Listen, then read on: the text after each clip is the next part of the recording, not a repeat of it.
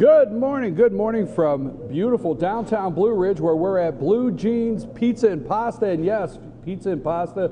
We're having breakfast pizza here at Blue Jeans. I'm your host, BKP. We are North Georgia's only live online morning show on January 20th, 2017. What a day. Let's remember that. Lonnie, what would you pay me to stop singing? What would you pay me like? But you haven't heard my song yet, have you? You want to hear my song and then tell me what you would pay to hear me stop singing? After the years, I think the value is after you hear the song, Lonnie. I've grown accustomed to You ready? You ready? Yeah, sure. Good morning, America. How are you? Today, Donald Trump's your favorite son. All the way from New York City, Bill de Blasio, tough luck. I'm sorry, just had to say it. Now what would you pay me to stop singing that song? You like that song? No, Everybody loved that song, Lonnie. Don't get on the bad side of America this morning, Lonnie. They love that song. So don't make that mistake, okay? Let's get back to the good times we're having today. It's a good day, though, isn't it? It is a good day. It's a great day. So let's be positive. We're going to be positive for 2 solid hours. Let's go straight to Twitter. Yes, we are less than 4 hours away that we will no longer be saying President-elect Donald Trump. We'll be saying Mr. President, Mr. President, Mr. President, okay? And, you know, there's been a lot of talk. Will he take over the POTUS Twitter account? It belongs to him. The POTUS Twitter account belongs to the President of the United States. But let's go to the Twitter deck. I keep Twitter up here every morning, 4 or 5 accounts we have rolling. And 29 minutes ago, your future president, 29 minutes ago, your future president said, hey, it all begins today. This is from Donald J. Trump tweeting, it all begins today. I will see you at 11 a.m. for the swearing in. The movement continues, the work begins. Okay, that's 11. Don't you have the picture of Donald Trump getting ready for today's event? Don't you have that? You got that? You got that up? It's getting up there, Is it? Yeah, there's Donald Trump getting ready for today's event. I know, folks, that is our pet of the day. Every dog of the day, and we found this nice, beautiful doggy dressed as Donald Trump, ready to go. Did anybody watch the Make America Great concert yesterday afternoon? Toby Keith, Little Texas, the list goes on. Lee Greenwood. I am proud to be an American, where at least I know I'm free. All right, that was awesome yesterday. But I am not prepared for anything today. I have not come prepared. I do want to say this. We want to stay positive for the next 2 hours. It's been a long campaign. Yes, there's been a lot of words that have said nasty words, ugly words. There's been some very ugly times during the campaign. But today at 12 o'clock, let's stay focused on our country, the red, white, and blue. Let's stay focused on how great this country is. It is the transfer of power. Folks, it's the transfer of power. We're not going to, although I'm going to mention it, we're not going to get in the weeds and discuss the protest, okay? You have the right to protest. We're not going to get in the weeds and start discussing, the 70 Democratic congressional senators, congressmen and women that are not going to attend today. We're not going to get into that, okay? We will get back into that full throttle Monday morning and really start going after that. But today is about, no matter who you are, red and yellow, black or white. Did I miss any colors, Lonnie? Because I'm just singing Sunday school songs. You know, Jesus loves the little children, so I went red and yellow, black and white. If I've missed anything, okay, Lonnie? Huh? You got to remember the Smurfs, the blue people. Smurfs, red or yellow, black and white, blue. Smurfs, LGBTQ, right? The works, okay? No matter what, at 12 o'clock, okay? Let's just be the United States of America. Pledge allegiance to the flag, one nation under God. All right, let's just do that at 12. You know, many do not know this, Lonnie. At 12 o'clock, there actually in history, there was not a true legal sense of transfer of power. And the presidential, if you'll look it up, it's called the Presidential Transition Act of 1963. And the Presidential Transition Act of 1963 laid out the clear transition of power from President-elect to 12 noon today, the transfer of power. Now, I asked you all week, we're going to try to stay. Well, Lonnie, what are you doing? You had 30 minutes to get breakfast. We got breakfast for Stromboli. My doctor's coming in a minute. Dr. Whaley's going to be here in just a couple minutes. I have to polish this off. I mean, my doc shows up and I've got Stromboli sitting here.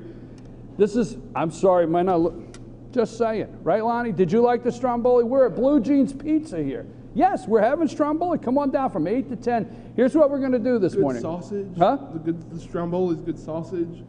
So you walk away when I wanted you in, and now you just come back and get in and just say whatever you want? I have the soundboard. Okay. Today is Inauguration Day. We're going to play it live on FYNTV.com.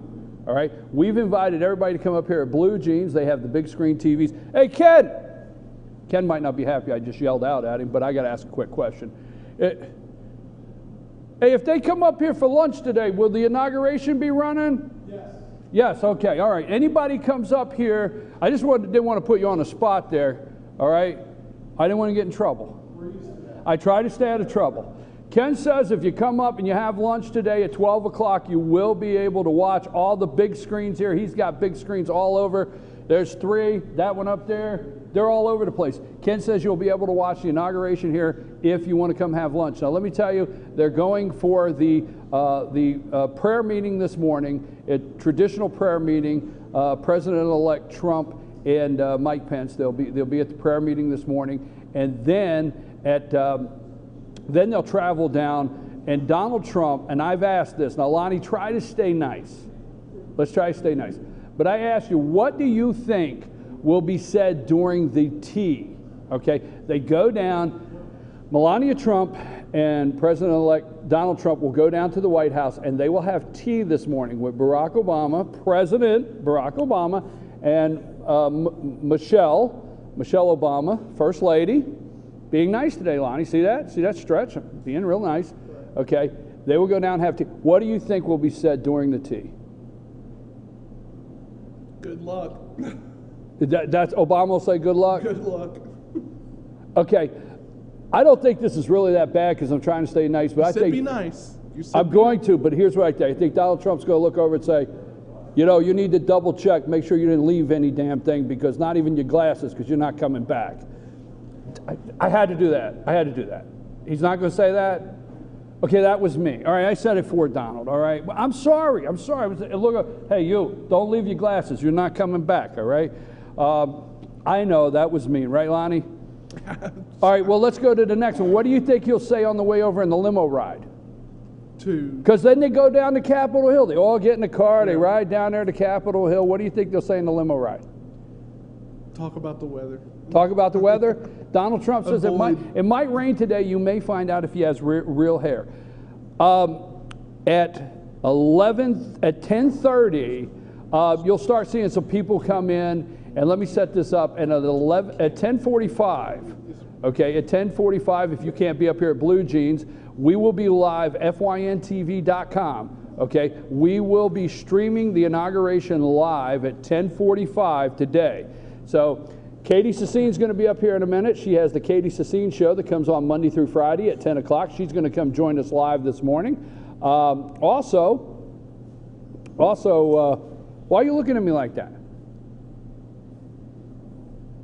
All right. She also has a show here Monday through Friday at 10 o'clock. Katie's going to come join us live this morning. And then at 11:30, we're going to go down for 15 minutes to reset. So at 10:30. 10:30. I said 11:30, right? At 10:30. At 10:45, we're going to go up and play the inauguration live. Then at 12 o'clock, Donald J. Trump will be sworn in first. Mike Pence will be sworn in. So it's 8:09. We're at Blue Jeans Pizza. Come down and join us. What we're going to do is between 9 and 10. We have 5 or 6 people already in here this morning eating breakfast. What, Lonnie? You want to say something? Say it. And this is to be nice. You know, not everybody can watch our live stream because some people. Well, I've got pictures to prove this. Some people are there. Lonnie, you have pictures of some people there. Now, I cannot see the screen, so can you tell me the pictures you put up?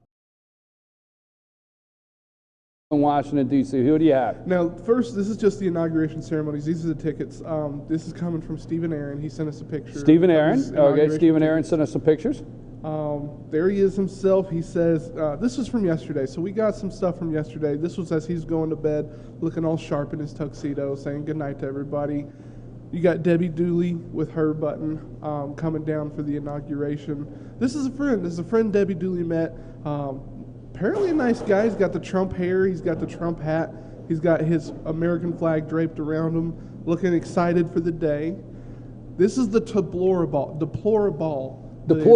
They had a ball last night. Deplorable. Okay. The inauguration ball. You know what I loved last night? Trump says, you know what? I had all these guys. They're scared to death to go on these networks. But, you know, I say, Kellyanne, go on this network. And she, okay, no problem. I mean, it was really funny last night because he threw all the guys under the bus and was bragging on Kellyanne Conway, which Kellyanne Conway, let's remember, is the first woman to run a major campaign to win. First woman to win a major campaign. So what do you got there? You got any more? This is, I believe this is Stephen's brother, Joshua Aaron. Joshua Aaron's up there. Yes, Stephen, this is Joshua. Him standing actually right in front of the Capitol building getting ready for the inauguration day. They've already got the area closed off yesterday. So he snapped a picture up there with the Capitol building. This is a closer shot. This is from some of the public networks coming in. Looking at what the inauguration day is set up for, and nobody's there yet in this picture. This is again Stephen sending us pictures of the Jefferson Memorial. He's enjoying his trip down to D.C. for the day, for the weekend. And then I did get one shot. We won't get too heavy into it, but this is just to let you know there are also people on the other side. This is one of the protests you're seeing down there throughout the night. They went all night. They're continuing today. But that's just some of the pictures you see from the people we have coming in, people who are actually down in D.C. who got invited to the inauguration ceremonies who are down there right now. All right, let me get Dr. Whaley in here. Let me make a quick call. Let's see if I can get somebody on the line. Call has been forwarded to an. Oh, the phone's turned off. Okay, we'll try later. Let me try another one I want to try one here real quick. Let's see if we can get somebody on the line here. Let me see if I can get this person.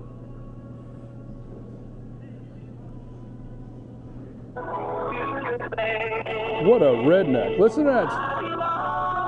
Who is this?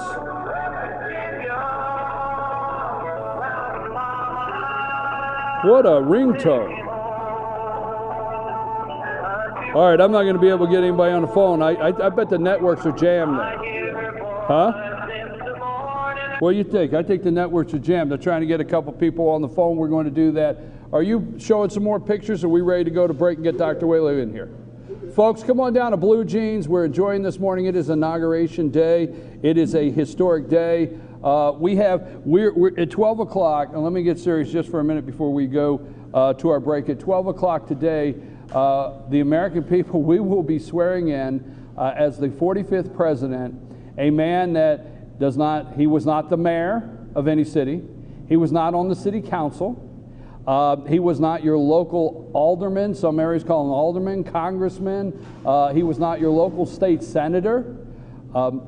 Has absolutely no political background, has never been elected to a public office, and is going to be president of the United States. This, I think, Lonnie, Google that during the break. See if this is a first. I don't know. It might be first. I don't know. I don't think so. But you should have that. You do research. We're going to come back and come on down to Blue Jeans, because between 9 and 10 o'clock, what we're going to do is, if you'll stick around between 9 or 10, we're going to have a little group discussion and ask some people, what does today's inauguration mean to you? How optimistic are you about the country? And what do you think about Donald J. Trump being your next president? I'm your host, Dr. Whaley's up next. We're having a lot of fun this morning for Blue Jeans Pizza. Oh, by the way, Lonnie, Coach turned me down on my uniform. Yeah, you know, I put in the request. Shocker. Yeah, I put in a request. I mean, I have the hat, right? And I put in a request, and I got to call him out. No, I just call him Coach. Coach, he turned me down. I mean, I put in a request. He said, no uniform for BKP. 4 presidents before Donald Trump, have been elected to public office without ever having public office experience. So 4. That was Zachary Taylor. Ulysses S. Grant, Herbert Hoover, and Dwight Eisenhower. Okay, so Herbert Hoover and Dwight. So these are four that have no political background. Never been elected and he will to be the public fifth. office before becoming president. Okay, I'm your host, BKP. After this break, Dr. Whaley will be in here and enjoy breakfast with us at Blue Jeans Pizza. Take us to break.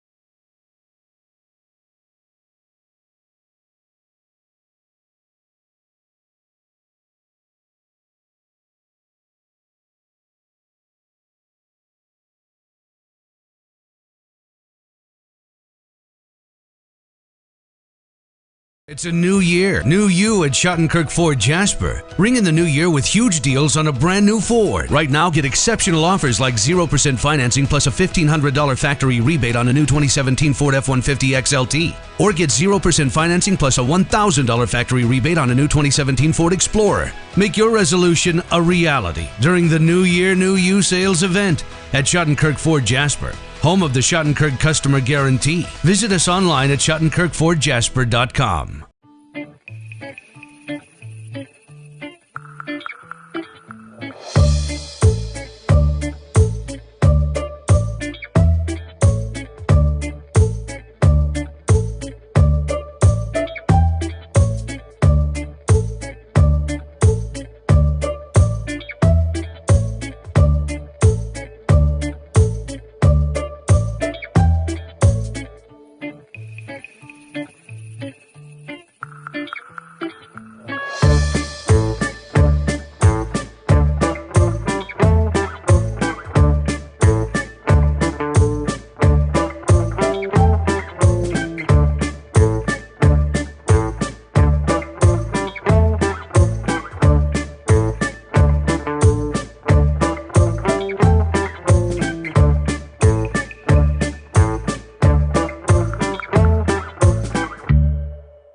Circuit World, brand name merchandise at unbelievably low prices.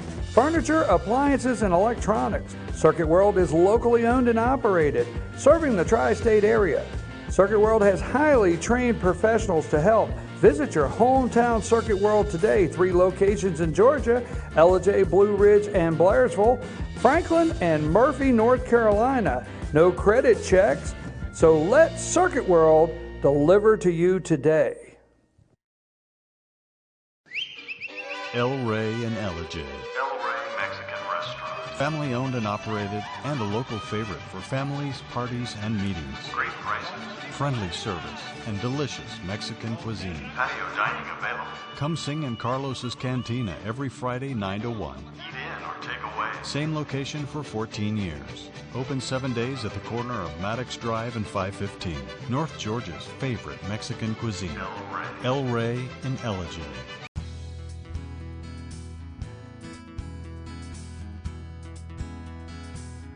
Hello, my name is Chad Watkins. I'm the manager at Larry's Body Shop. We are a family-owned and operated business and have been serving the North Georgia area since 1978. We are located at 1216 Progress Road in Ellijay, Georgia. Our shop specializes in collision repair and we work with all major insurance companies. Larry's Body Shop is ICAR Gold, the highest role of training recognized by the collision repair industry. It is estimated that only 10% of collision shops meet these standards. Our shop consists of state-of-the-art equipment such as laser measurement system, down-drive spray booth, spot and MIG welding equipment. All of our paints are mixed on-site so that we can guarantee your paint to match every time. I know that having an accident can be a stressful event. We take pride in making sure our customers are satisfied with the repair of their vehicles. Our waiting area is clean and comfortable with free Wi-Fi and refreshing beverages. So if you're in an accident, stop by and see us at Larry's Body Shop. North Georgia Diamond is your source for diamonds. Come on in to view the area's largest selection of fine jewelry at North Georgia Diamond.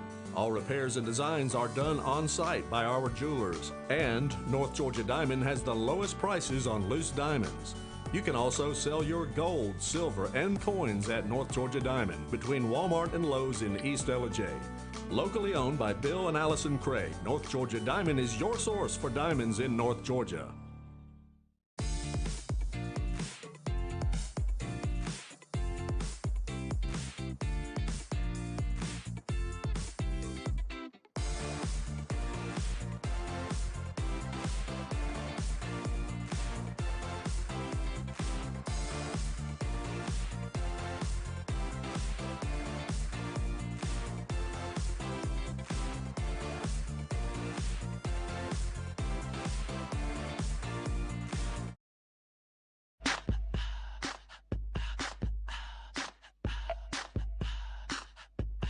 What you gonna do with all that junk?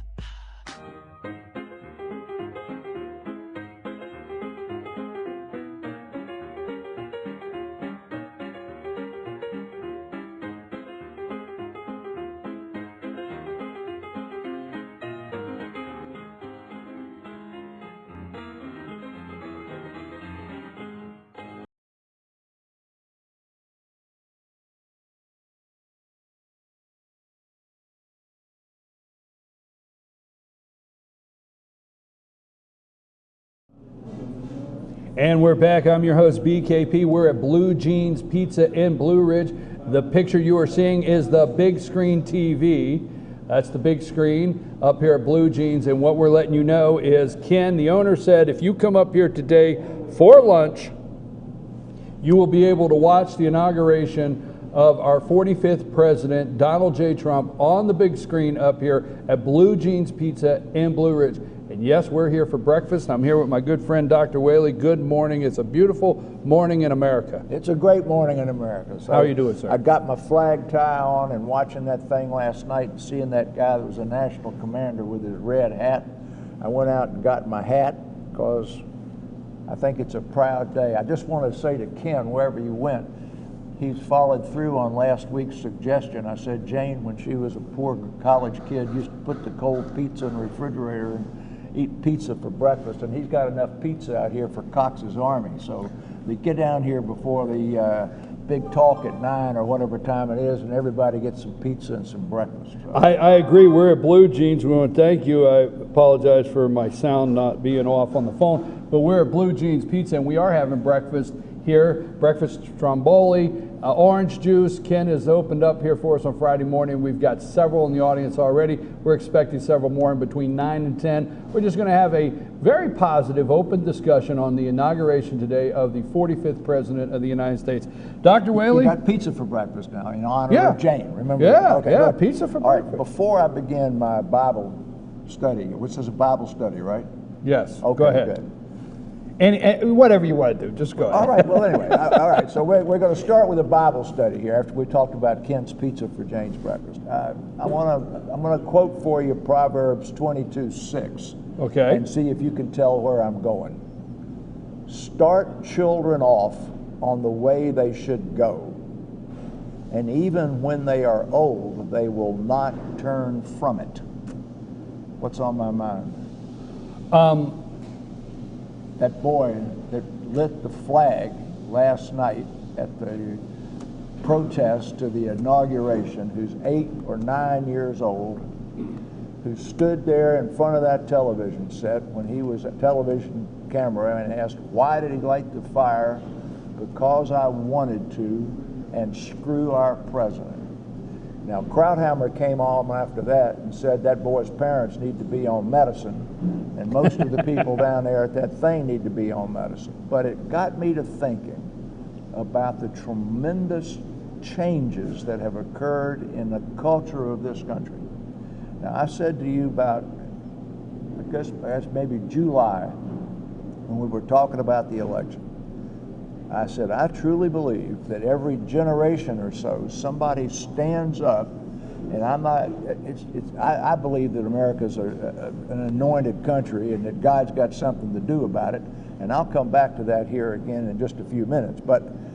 And I'll tie all this into Blue Ridge Medicine before the morning's over. I'm okay with that. Okay. Just keep on going. All right, but I mean, watching that kid last night, I recognize how much our society has changed. That parents not only would let this kid out on a school night at 9:30 in a big old crowd of people, but encourage him to break the law, burn a fire, and be disrespectful to authority. We're too old. I mean, I don't understand Twitter, I don't understand Facebook, and I've already told you I was too old. But when I first came to Blue Ridge 30 years ago, something happened yesterday in Blue Ridge in medicine, I'll tell you about in a minute. The doctors that practiced in Fannin County all practiced alone. There was Dr. Vollrath, who was the head of the city council. There was Jack Roof, who recently passed. There was Ray Tidman, there was old Dr. Burns, but there were only 4 or 5 doctors in Blue Ridge Park. Dr. Wood was over in McKaysville, but every one of them practiced alone. They were independent. They carried prescription pads in their pocket. They knew their patients and they knew their families. Yesterday, Fannin Regional Hospital, who has been obtained by a big group called Quorum, and the Riverstone complex of doctors who now have to practice together, joined forces again to create even a bigger group.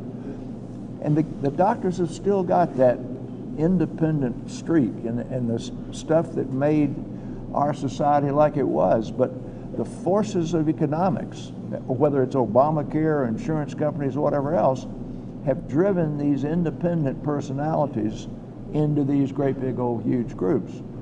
We appointed a friend yesterday to be Secretary of Agriculture. Sonny Perdue's a farmer. Well, when Sonny Perdue went and started farming, there were family farms. I was reading the other night that there just really aren't. They are around here, but there just aren't family farms anymore. You know, they're all thousands of acres and great big old things. And I think Donald Trump, he isn't going to go back to independent practice. He's not going to make the farms 10,000 people, but independent values, independent responsibility, independent respect for authority, independent respect for government agencies and stuff. I look forward to a change that I think that we'll see from him there. Well, you know, there's several things in there that I'd like to get a comment on. First of all, the child, it's a child with this flag that last night, and they asked him, I just got chills just because I wanted to. I just got chills when I seen that and I seen the interview. I was thinking the same exact I got nauseated. thing. Well, okay. It just went through me. It was cold. Yeah, but right after the country music thing, right after you'd seen the veteran wearing his hat, right after you'd seen the people from the Naval Academy and West Point all supporting the president, right after the interview with the Tuskegee College president, who brought his black marching band up there, and then you got these idiots. I believe in their right. Now let's say this: I believe in their right to protest. Let's leave it like that. But their right to protest and us to highlight it and sensationalize it is a different thing. Yeah. Okay, that's a whole different thing. Now I watched that "Make America Great" concert yesterday. Okay, and I don't want to go too far here in public, but I might have had a tear once or twice. All right, I'm serious. Particularly with some of those songs that said, "I'll put a boot in your butt." But you know what I'm saying, and Right. that was very patriotic. I'm okay. You're down the street, and there's 1,000 of you, and you want to protest, but this is where the media, and I don't want to get sidetracked, comes in, and they're not being taken serious, the media, because what do? They go find stuff like this and sensationalize it on such a day. I mean, you know. All right. Well, I'm going to speak. So I don't want to change that subject, but I do want to say thank you for your service, each and every one, and I appreciate you very much. And it is a historic day, and when I see them burn the flag, I just made me mad. All right, before Medicine, let's get to medicine. Well, no, before we get to Sonny that. Perdue, you know what I think he liked about Sonny Perdue? I think he liked his tie. Did you see his tie had tractors on it? Yeah. So Well, I think he went up to see know, Donald Trump, and Donald one Trump of the- said, "Hey, Sonny, I like your tie." And that'll be our new agriculture, Secretary of Agriculture, Sonny Perdue from Georgia, former governor. Hard-working man, and I guarantee you, when they got him down there, they're going to picket his finances. They're going to picket his finances when they ought to be picking at his tractor and what he knows about agriculture. Well, there is rumor that he's prayed for rain. Yeah. No, I'm serious. No, he did. Did you see that? They've already done that in the media. He did that when he was governor. Yeah, he prayed for rain. How Anyway, dare that's you? good. All right. Now, I'm going to go quickly. I have said that I believe that once every second or third generation, somebody rises up to be counted that resets the clock for America. And you don't have to agree with me, but I don't believe we would have had an America if it hadn't been for George Washington, because you had a Continental Congress, and you had the Massachusetts people, and you had the Virginia people, and they were scrambling around, and this guy stood up and said, "Choose me, and I'll lead this revolution, and I'll make us a country." All right, following that, we go through a period of the War of 1812. We go through all the problems with states' rights and with segregation. And Abraham Lincoln, who was a lawyer for the banks and the big railroads, gets himself elected to politics, but that's not what his job was, and gets elected against great odds, and he held the country together. Then you go from Abraham Lincoln to 1901, I guess it is, and America's felt to be England light. The sun never sets on the British Empire. They've got this huge, powerful fleet that protects us and protects the rest of the world from tyranny. They've got troops all over the world, and the sun never sets on the British Empire. McKinley gets killed, and the youngest guy in the history of the United States as president, Teddy Roosevelt, who's not a poor guy, but he's really not a career politician, becomes president. And what did he say? It sounds like, if you read what he said, it sounds like Donald Trump. "I don't care what the establishment says. I'm going to reset our relationships with the rest of the world. It takes too long to get to around the South America to get to San Francisco. I'm going to cut a ditch across Central America." It can't be done. There's not enough money to cut a ditch across South America. A yellow fever down there. So he tackled that job that couldn't be done. You know, they say they tackled that job that couldn't be done, and he found that he couldn't do it. Well, he tackled that job that couldn't be done, and he did it. And he built the Panama Canal and said, "Okay, now I've proven that there's a public work I can do. I want to change the United States and the whole world." So what did he do? He got some money together, and he built the White Fleet. The White Fleet was, he got some warships, he built them in white. He put his daughter on there, just like Trump's putting his son-in-law and sent it to the Middle East. He put big old fat Howard Taft on there, and he sent them around the world. They went to Japan, they went to China, and that great big old white ship changed the way the world looked at the United States. And then he said, "I'm going to take the Monroe Doctrine and we're going to stick to it." So between George Washington and Abraham Lincoln was, I got 80 years. Between Abraham Lincoln and Teddy Roosevelt, 41 years. Between Teddy Roosevelt and FDR and Churchill, who got us through World War II, is about 40 years. And then from the end of FDR to Trump is another 70 years. So it's every third generation, and I believe the man's going to stand up and he's going to tell you, "We're not going to take this line down anymore." And I hope he comes up with something better tweets. You got Teddy Roosevelt. Now I understand, sir, but I do like the tweets. Oh, I do too, like but you them. got Teddy Roosevelt saying, "Walk softly but carry a big stick." That's a big stick. That's a big stick. And he says, it's worse to enter the battle and fail than not to have entered the battle at all. And you know, I hope that Trump comes up with a few of those today. Now, I'm going to be treating cancer at noon, and my wife is going to record that thing for me. But I'm looking forward to what he has to say today, and I hope he doesn't have a whole lot of jocular stuff. I hope he gives us gives us a Kennedy, ask not what you can do for your country, or a Reagan. He's got a catchphrase in there that lasts for 100 years. But you know, two things before you go, and then one thing I want to address because I don't want to know what other notes you have. Talking with Dr. Whaley here. This is our usual Ask the Doc segment. Medicine section. It's coming up. But it is an historic day, right. January 20th here, 2017, and so it is Inauguration Day, historic day. We're talking with Dr. Whaley, but I have a question, a pointed question. I have watched the media, and you know, Tom Price, how they're going after Tom Price, that has been nominated for HHS, Health and Human Services Secretary HHS. I've been watching that, and the media is using words that are trying to frighten people. I say ending Obamacare, replacing it, getting rid of it.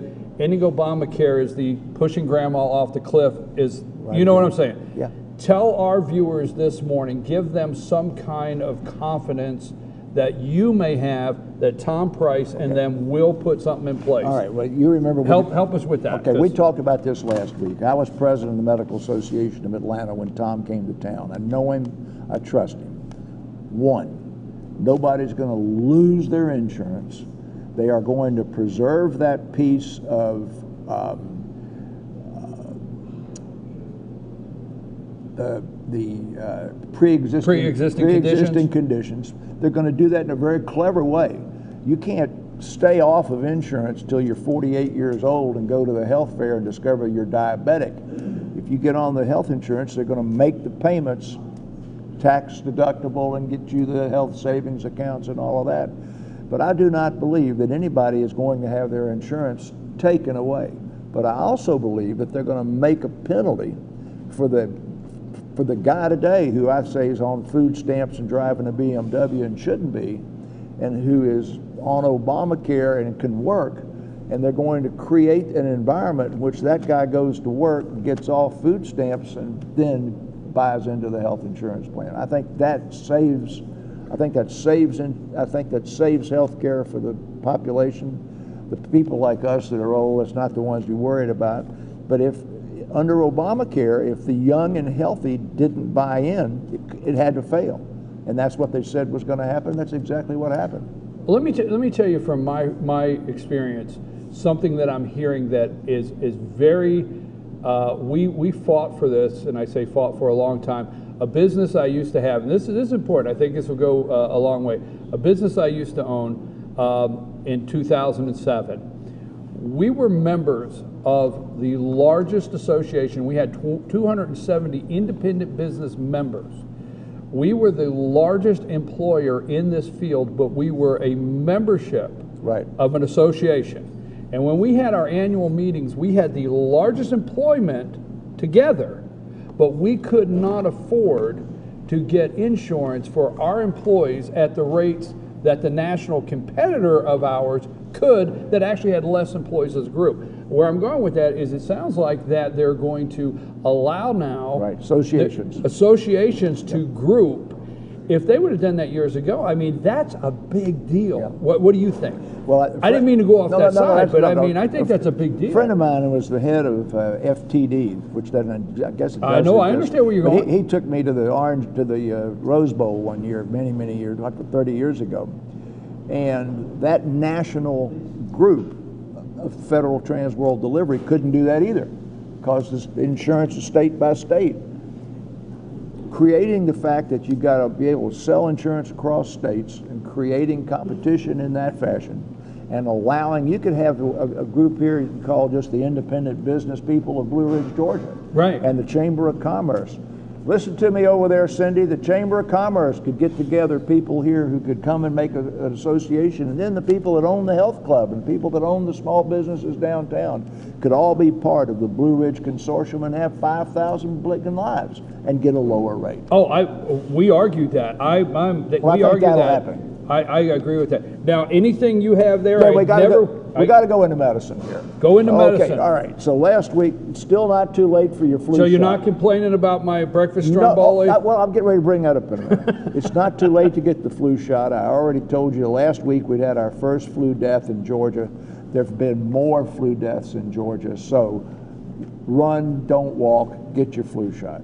The biggest thing that came out this week that established a theory I've had for a long time was a very thorough study that showed that the sedentary lifestyle, and I'm not saying you got a sedentary lifestyle, but the sedentary lifestyle, listen to this, Cindy, sedentary lifestyle in women by the age of 70, they were 8 years older than people who had an active lifestyle in cellular biology. Not just weight, not just blood pressure, but the biology of the cell. You remember that time about 8 months ago, we were talking about apoptosis. You remember that? Yes. Every cell in the body has a programmed lifespan. So we use the example of gray hair. We know people who turned gray at 25, people who turned gray at 65. That is because the pigment cell in your scalp and mine had a programmed lifespan of 25 years versus 65 years, and no amount of exercise or diet or vitamins would have changed it. So the concept that cells are going to die in spite of vitamins, exercise, and diet is real. But many of the aging phenomenon, which is not associated with cell death, is associated with the biology inside the cell in a structure called the telomere.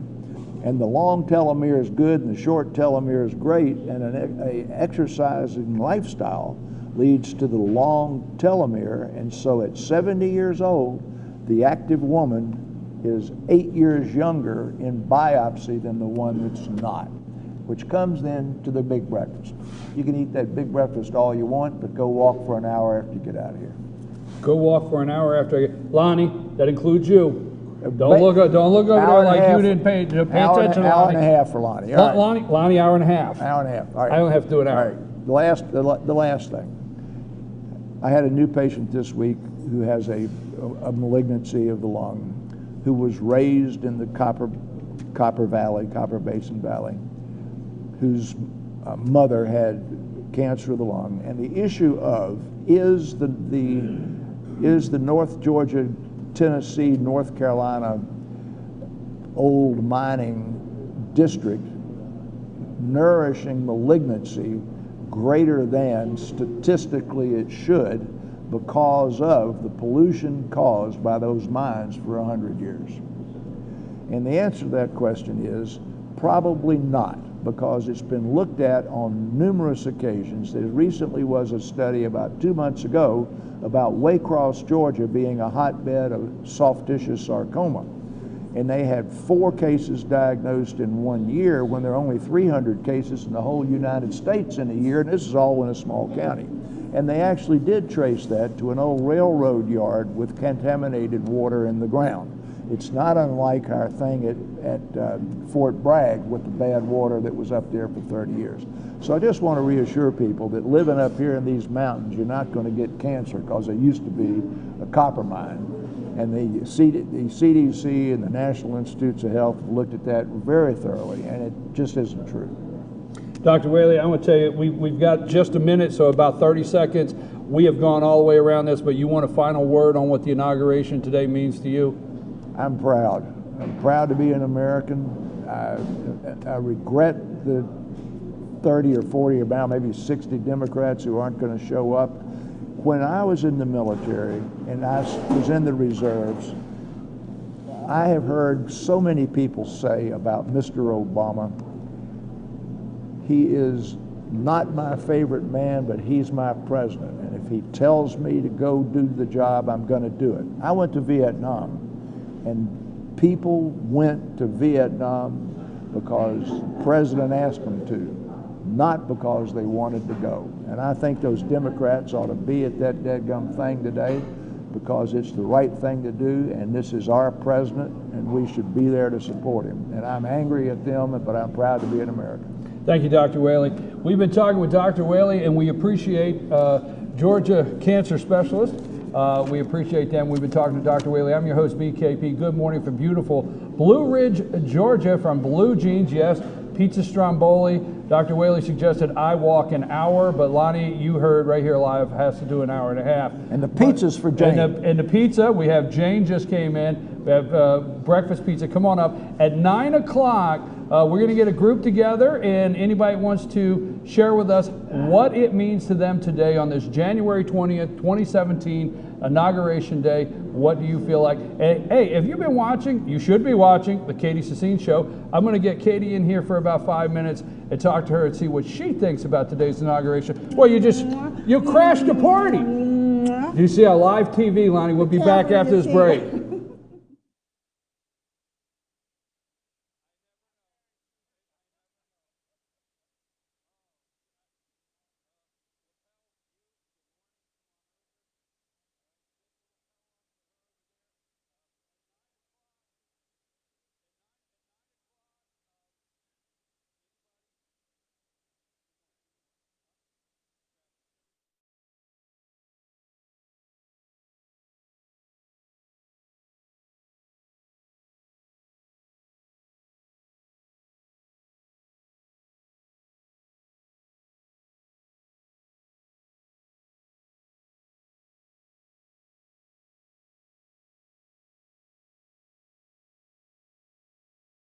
It's a new year, new you at Schottenkirk Ford Jasper. Ring in the new year with huge deals on a brand new Ford. Right now, get exceptional offers like 0% financing plus a $1,500 factory rebate on a new 2017 Ford F-150 XLT. Or get 0% financing plus a $1,000 factory rebate on a new 2017 Ford Explorer. Make your resolution a reality during the New Year, New You sales event at Schottenkirk Ford Jasper, home of the Schottenkirk Customer Guarantee. Visit us online at SchottenkirkFordJasper.com.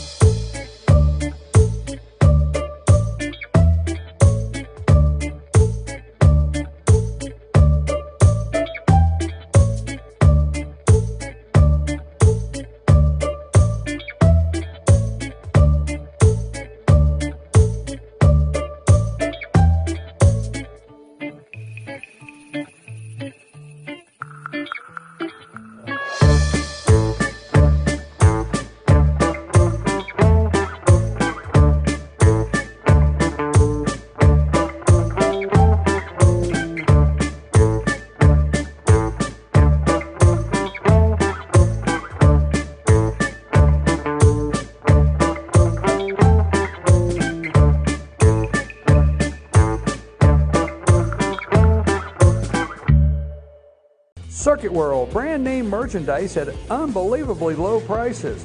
Furniture, appliances, and electronics. Circuit World is locally owned and operated, serving the tri-state area. Circuit World has highly trained professionals to help. Visit your hometown Circuit World today. 3 locations in Georgia: Ellijay, Blue Ridge, and Blairsville, Franklin, and Murphy, North Carolina. No credit checks, so let Circuit World deliver to you today. El Rey in Ellijay. El Rey Mexican Restaurant. Family owned and operated, and a local favorite for families, parties, and meetings. Great prices. Friendly service and delicious Mexican cuisine. Patio dining available. Come sing in Carlos's Cantina every Friday 9 to 1. Eat in or take away. Same location for 14 years. Open 7 days at the corner of Maddox Drive and 515. North Georgia's favorite Mexican cuisine. El Rey in Ellijay.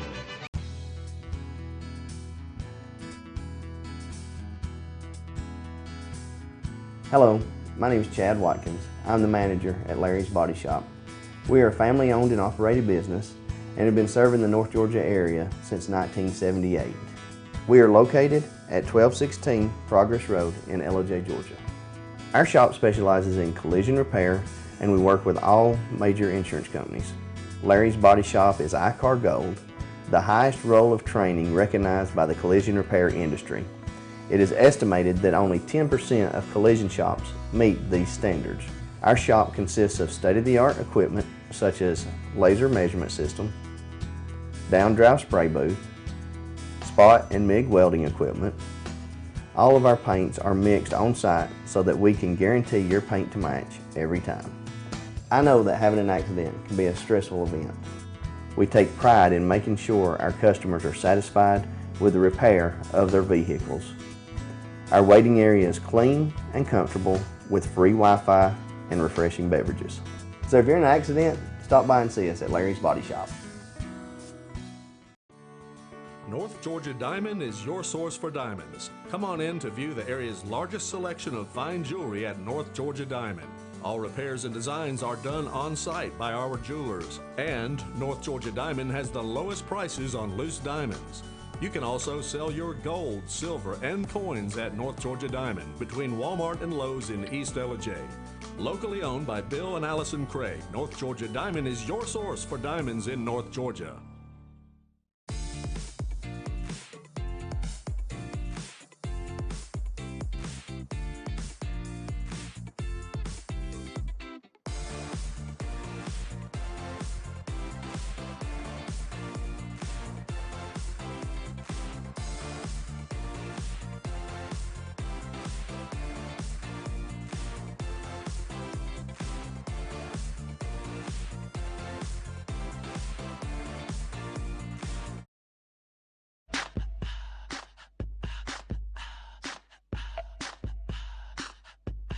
What you gonna do with all that junk?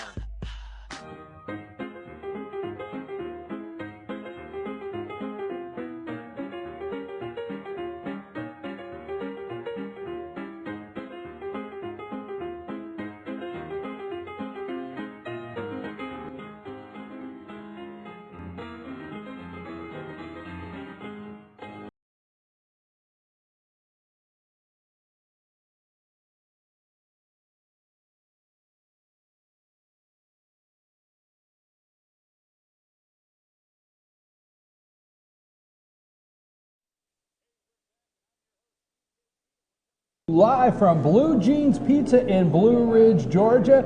Yes, it's Inauguration Day. It's January 20th, 2017. And before I introduce my guest, Katie Sini, before I introduce Katie, I want to let you know, yes, it's getting a little noisy in here. The group is assembling from 9 to 10. We have some more people coming in. We're going to have a group over here to my right, and we're going to ask everybody the question, just simple, what does this day mean to you? So we're going to have 9 or 10 people over here, or however many show up and want to get involved. And also, Ken said on the big screen, Lonnie, can you quickly pan to that big screen with that backdrop right now?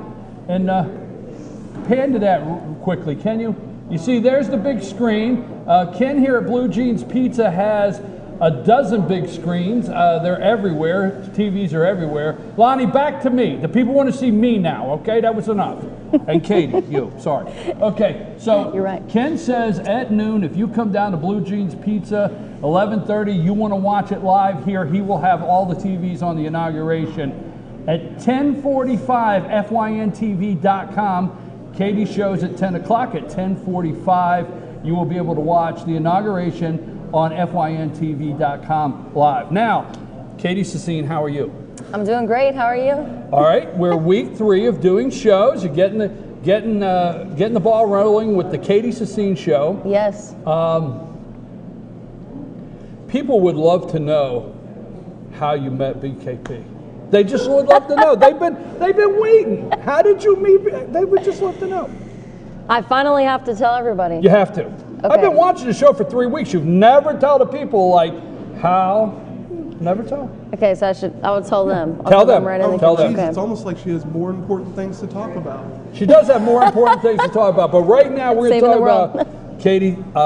We met, and I would like for you to share how we met, and we started discussing your show, and we got to know each other.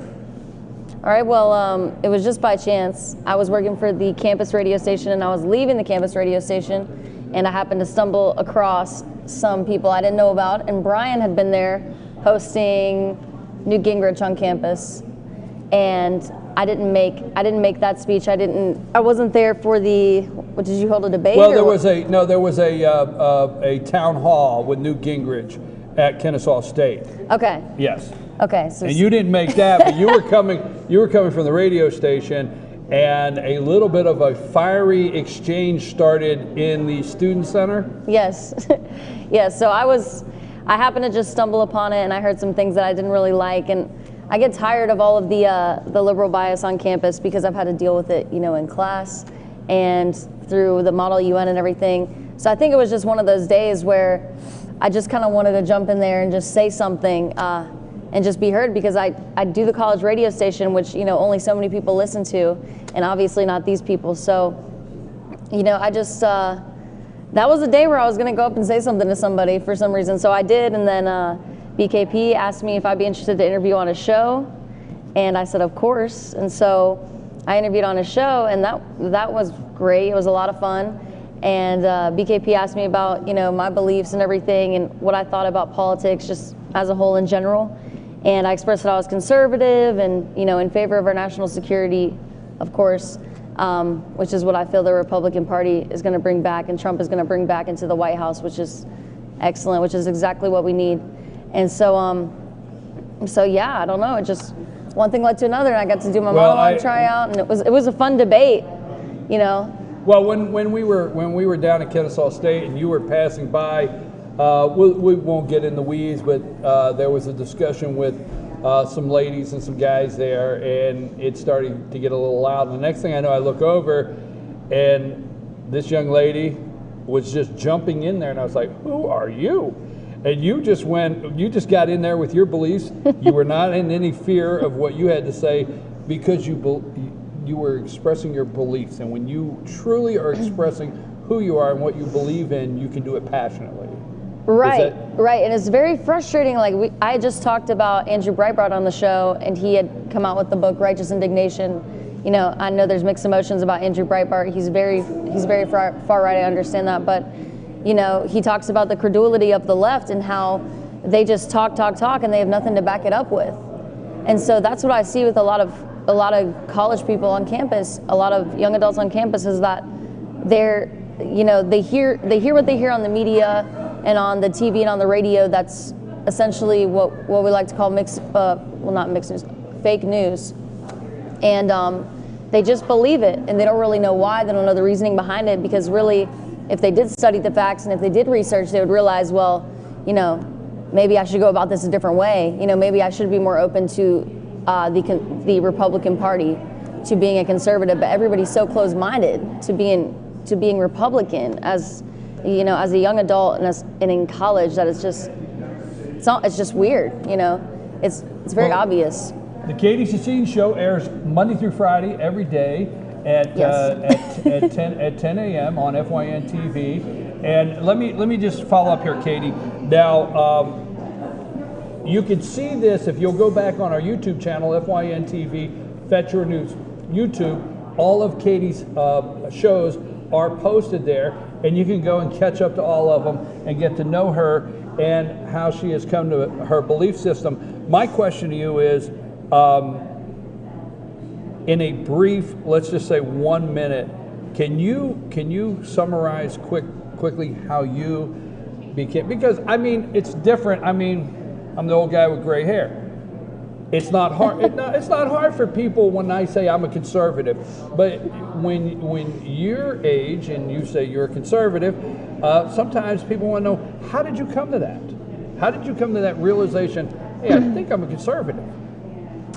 A lot of it, most of it was, no, I'm saying a lot of ums. I know exactly how. It was just independent research.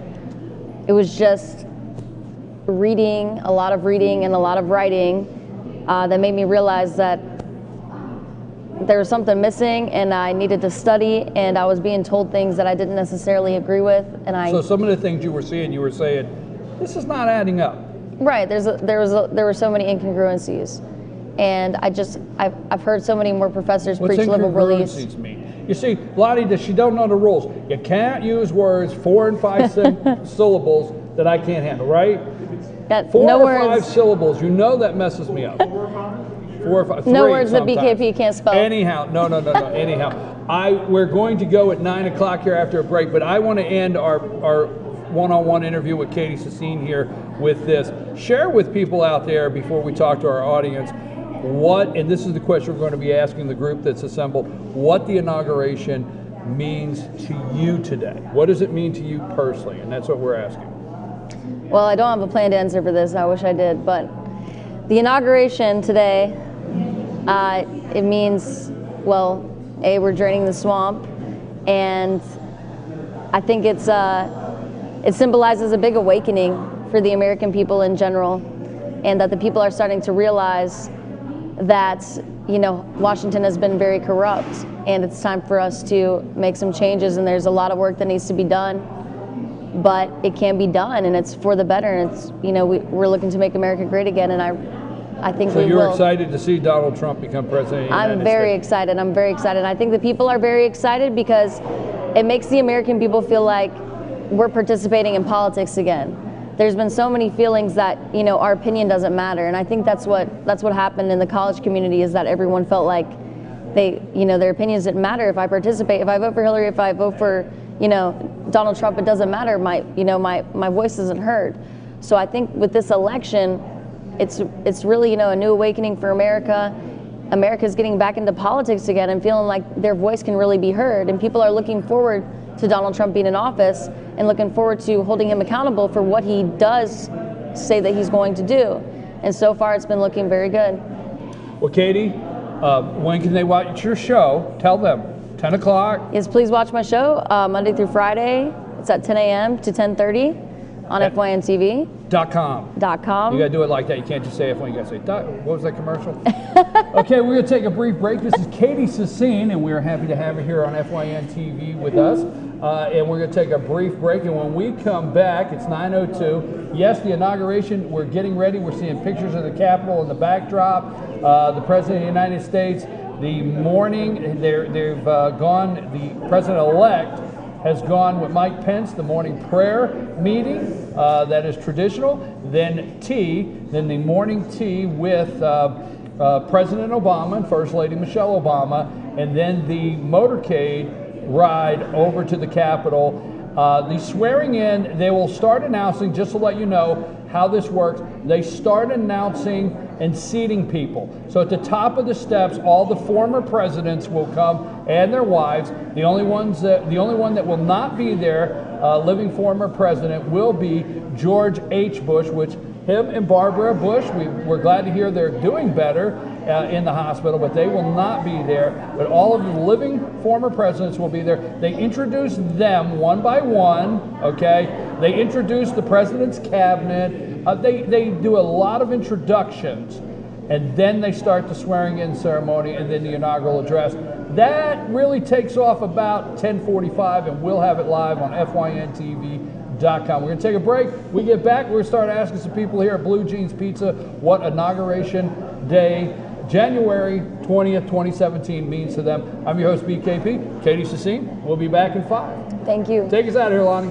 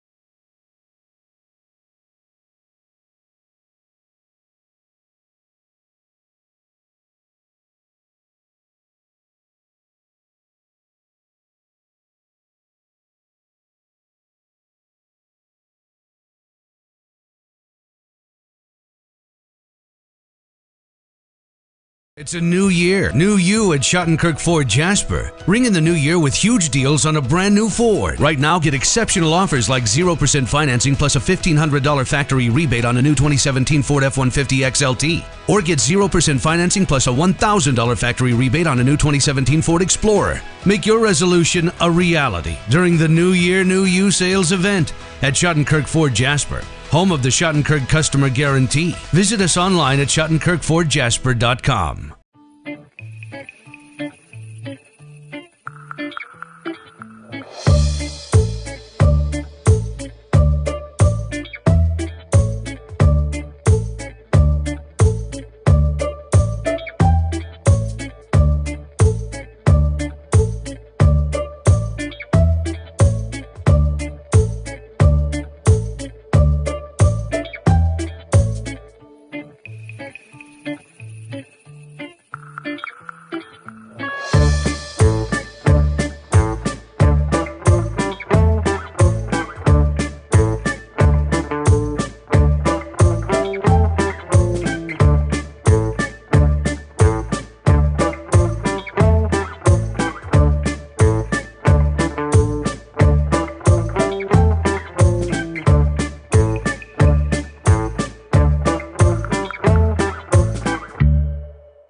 Circuit World, brand name merchandise at unbelievably low prices.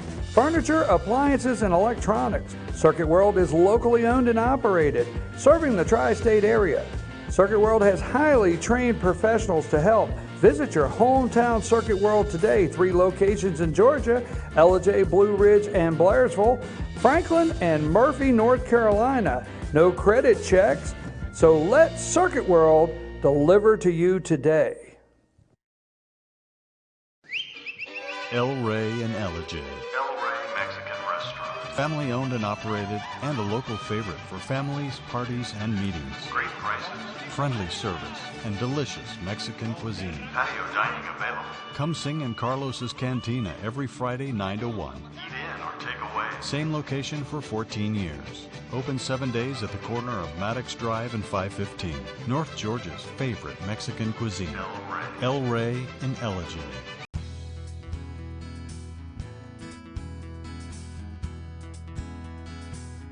Hello, my name is Chad Watkins. I'm the manager at Larry's Body Shop. We are a family-owned and operated business and have been serving the North Georgia area since 1978. We are located at 1216 Progress Road in Ellijay, Georgia. Our shop specializes in collision repair, and we work with all major insurance companies. Larry's Body Shop is ICAR Gold, the highest role of training recognized by the collision repair industry. It is estimated that only 10% of collision shops meet these standards. Our shop consists of state-of-the-art equipment such as laser measurement system, down-drive spray booth, spot and MIG welding equipment. All of our paints are mixed on site so that we can guarantee your paint to match every time. I know that having an accident can be a stressful event.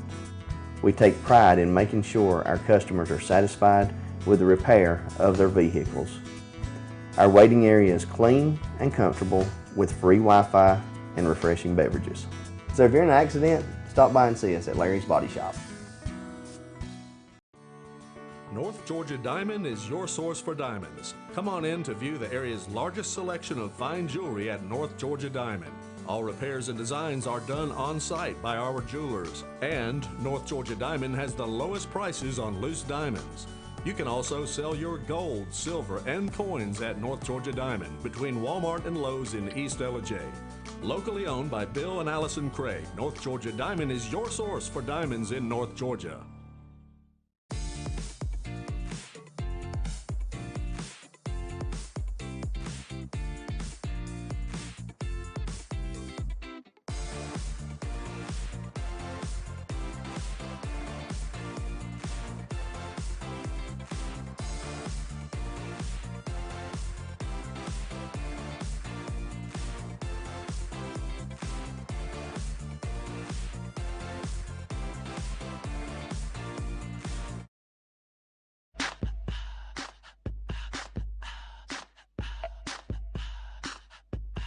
What you gonna do with all that junk?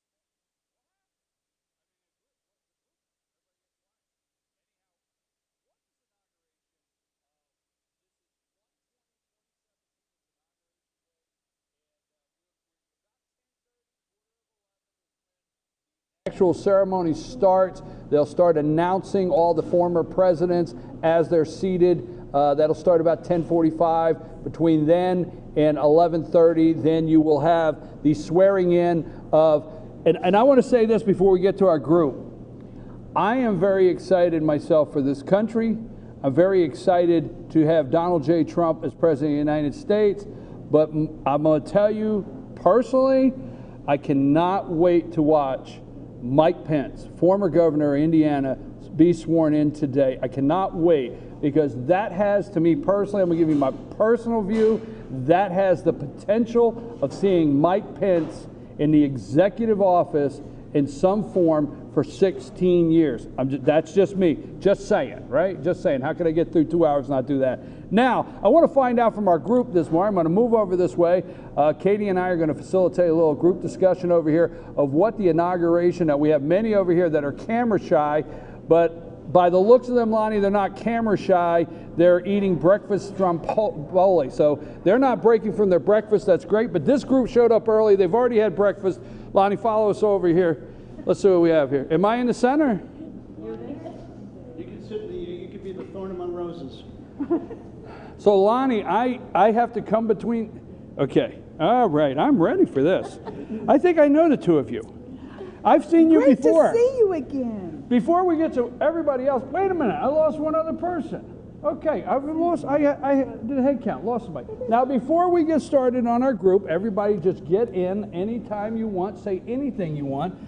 These two, and our friend Bruce is in Arizona. He is. He's in Arizona. Yep. These two are from Rick and Jane, our all-star panel we used to do up at Sycamore Crossing, right? Right. We used to do that, and the band's back together. The band's back together. All right. We have something to say first before we start.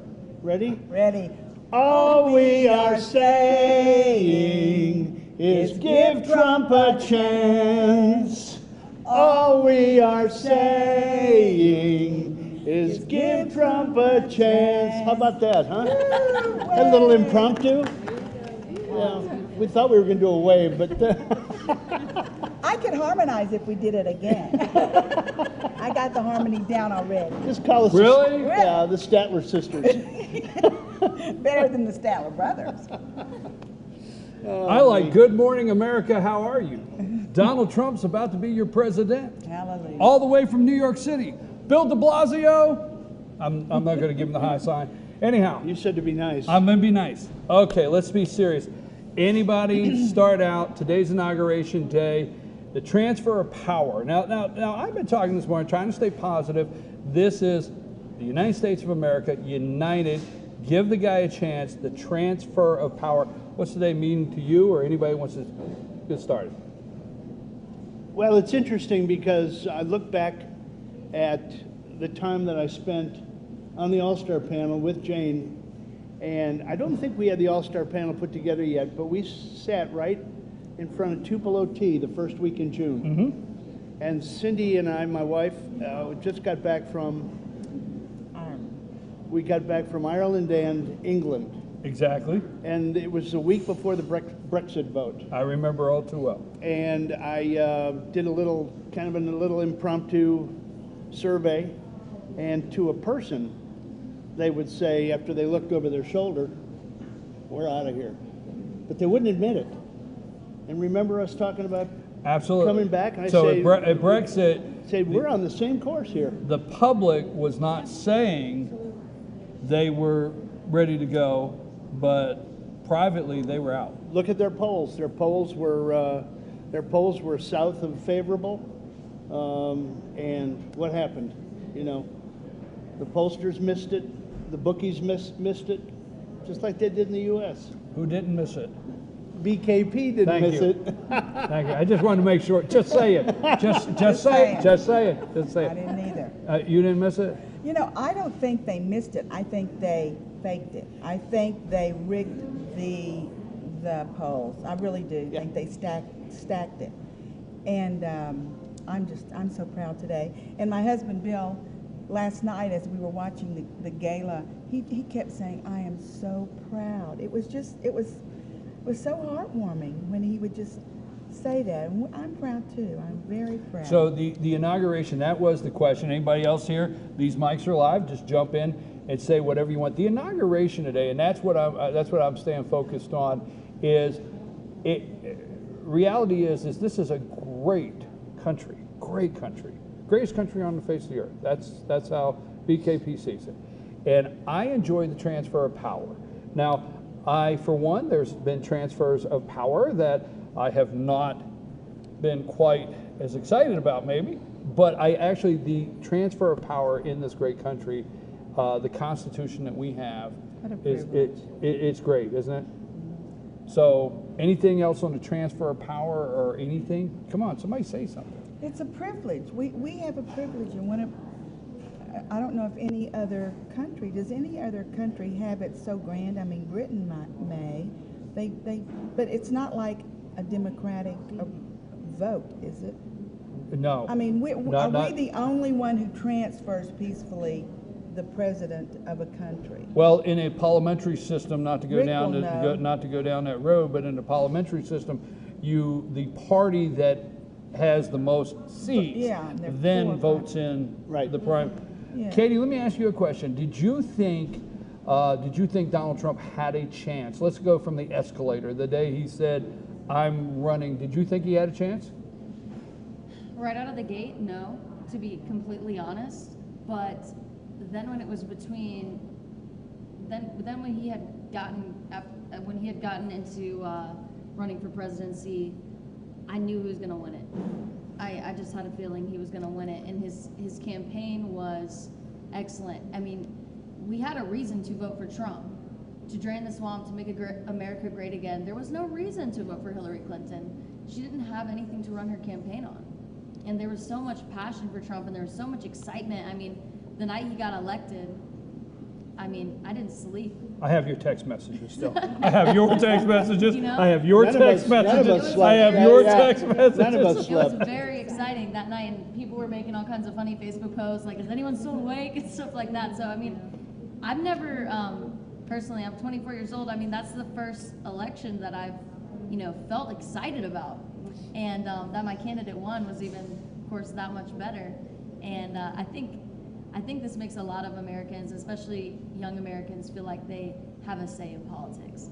And I think that's very important. I think that's just what we need, because there's too many just apathetic, especially young adults, who think that they have no right even to participate in politics, and that's exactly what they're supposed to do.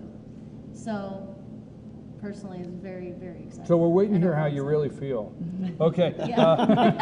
Actually. We're waiting. Okay, now let me ask you a question. Now, she put it out there. I did not. Ladies, she's 24 years old. How does it make you feel hearing that in this next generation? Anybody? Well, I'm considerably older than she, but I was totally overwhelmed with emotion and hope and pride as I watched last night, and I can't wait to see as it happens today. I have to admit, it took me a little bit longer to get on the Trump train. My husband finally said he at least got me on the caboose, and then I moved up. Upgrade your ticket. That's available. It took me. It was just. I thought, I'm not sure this could actually happen, and then I did get on the caboose, and then I did move up. Further into the train. Yes, I did. But, and I'm solidly on the train now, solidly. So. Well, let me ask you a question then. What moved you up? Let me see if I have you correct, Katie. You're saying during the primary, you didn't say primary, but when you said at first you didn't think he could, but there was the primary. But then you said once he went head to head with Hillary, you felt very strong he could do it. I didn't say the primaries because I didn't know at which point in the primaries it was that I got on the Trump train. But yeah, it was sometime in the primaries where I was like, he's got this. All right, when was it for you? I mean, when you said you were not on the train? Well, it was during the primaries and probably a little bit more into it. But then when he went head to head with Hillary, I mean, I would have never voted for her anyway. But I mean, it was so obvious. And I have to say that last night, as I was watching that, I was so grateful that it was Donald Trump that was the head figure in those ceremonies last night. Yeah. Well, you know what? I want to say during the primary, there were several candidates, and I'm going to say several candidates that I like. Obviously, I'm okay with Rick Perry with his nomination for cabinet. Ben Carson, I like Ben Carson. I'm very happy that Dr. Ben Carson is going to do something with the inner cities, and we'll put this out in a minute. So there were several candidates on the stage. I like Dr. Rand Paul, and I like to say Dr. Ben Carson, and I like to say Dr. Tom Price, and I like to say Dr. Rand Paul for a reason. Is there's the other side of the coin wants us to believe that there's no hope if we get rid of Obamacare. These are doctors. These are not just congressmen. These are doctors, that are involved in this. So let me go. But as you well know, I was on the Trump train from the escalator. You were. From the escalator. You were? The escalator at from the basement. escalator. I just need to make sure that we're all that we all knew that. Yeah, but it wasn't really Donald. It wasn't really Donald. It was Melania. She came down.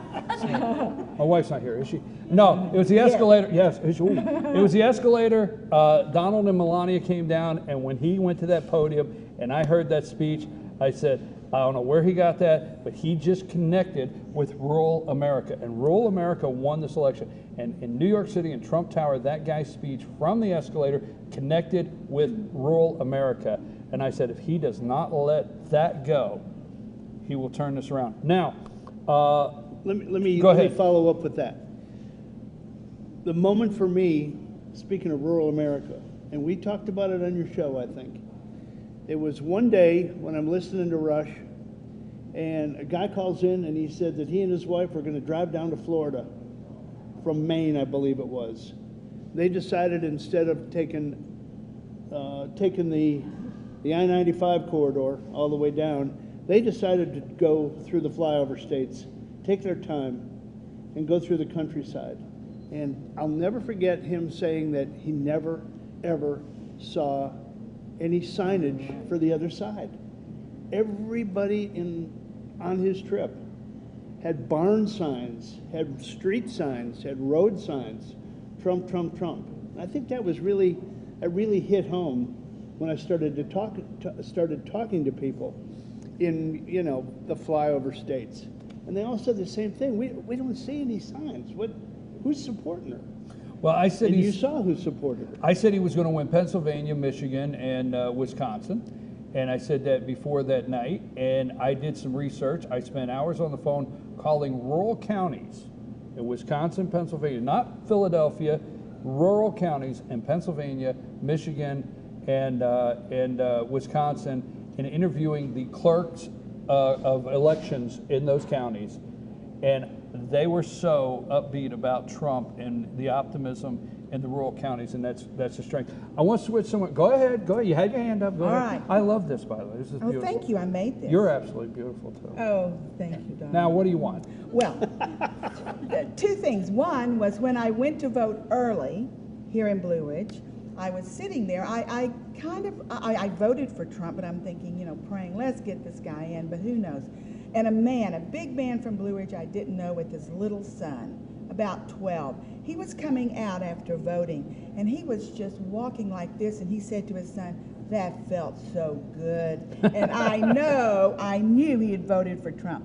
And so when I was for him long before I thought he would win, but like Rick, when I heard that on Rush, and my mom's in Texas, I have friends in California, signs for Trump everywhere, no signs for Hillary, I knew he had it in the bag. And one more thing, it amuses me to no end when the other side says, Trump is not a politician, he's just a businessman. He has no qualification, along with Ben Carson, who lived where he's going to fix now. He came from the projects. They have no experience, and I'm thinking, and what does a city planner have? I mean, what in the world did Mr. Obama now, what did he have? He had no experience, and they have the audacity to say that these people have no experience, except that they're wonderful businessmen, brilliant, and are going to get the job done. So I find that amusing. I want to start. Go ahead. Go ahead. No, you go in there. Go right in there. Been through numerous elections and have seen politics. we had kind of become conditioned to think that only politicians can do this, and that no one else could possibly, you know, if Mr. Obama had far less experience. And I think that was one thing that maybe some people, it took them a little bit longer to get on the Trump train, was thinking that someone from the outside couldn't come in. But we knew that there were so many problems that only somebody like Trump could fix. Politicians hadn't fixed it, they had just made it worse. Even those who had said they ran on that they were going to fix these things, it just couldn't get it done. We had to have somebody that could actually shake things Well, I know up. if we get into weeds here on this, we could spend a lot of time, but it has been humorous to read some of the articles that recapped all of the Trump's campaign is over headlines throughout, you know, the headlines of, you know, this has to have ended his campaign. This has to, right. I read an article the other day that had recaps of New York Times headlines and so on and so forth. Wait a minute, I got to interrupt. I got goosebumps. Look what it says. President Obama leaves Oval Office for final time. Oh, that's far away. Oh, we're watching it. I'm just saying. That's a momentum. It does, folks. It says on it. momentum. President. There's a video of President Obama leaves Oval Office for the final time. And Joe plugs Biden. All right. Wait. Okay. He doesn't get the headline though. Oh, Joe. He doesn't get the headline. He doesn't get the headline, right? And Joe's taking Amtrak home. Yeah. Yeah. Okay. I want to ask. That is. I understand. I can understand. There's several millions of Americans that really like that headline right there. Can I say something? No, absolutely not. Go ahead. I wanted to say it before, but I'm really enthused about the younger generation that I see, like Katie. I mean, I think we've got light at the end of the tunnel. There's no end. We've got people that get it. The younger group. I mean, her show at 10 o'clock on FYNTV is brilliant. And when you listen to the depth of the knowledge, you know that there's people out there of her generation and older, not nearly as old as I am, but they're listening, they get it. They gotta be you. That'd be me. They get it. So I'm enthused by the younger generation that is coming up. No, it's my turn. No, no. Katie wants to say something. Wait a minute. I got a question. I want to get in. It's important. Okay. All right. Now, let's start over here. Does it bother you that the way Donald Trump uses Twitter? Or well, that's the question. What about? Not does it bother you? Because that's that's headed in a direction. Are you okay that Donald Trump uses Twitter to communicate? Actually, I am okay with that. I think every president, whatever knew, Eisenhower was the first to use TV. I don't have a problem with that. I wish that he were maybe just a slightly more judicious with it. Okay, and you? What say you? If he didn't use Twitter, I would be disappointed simply because that means he's changing. Okay. And I don't want him to change. I want him to be Donald Trump. Okay, you? Well, I like him using Twitter, and he makes the point of why he has to, because that's the only way he can override the fake news.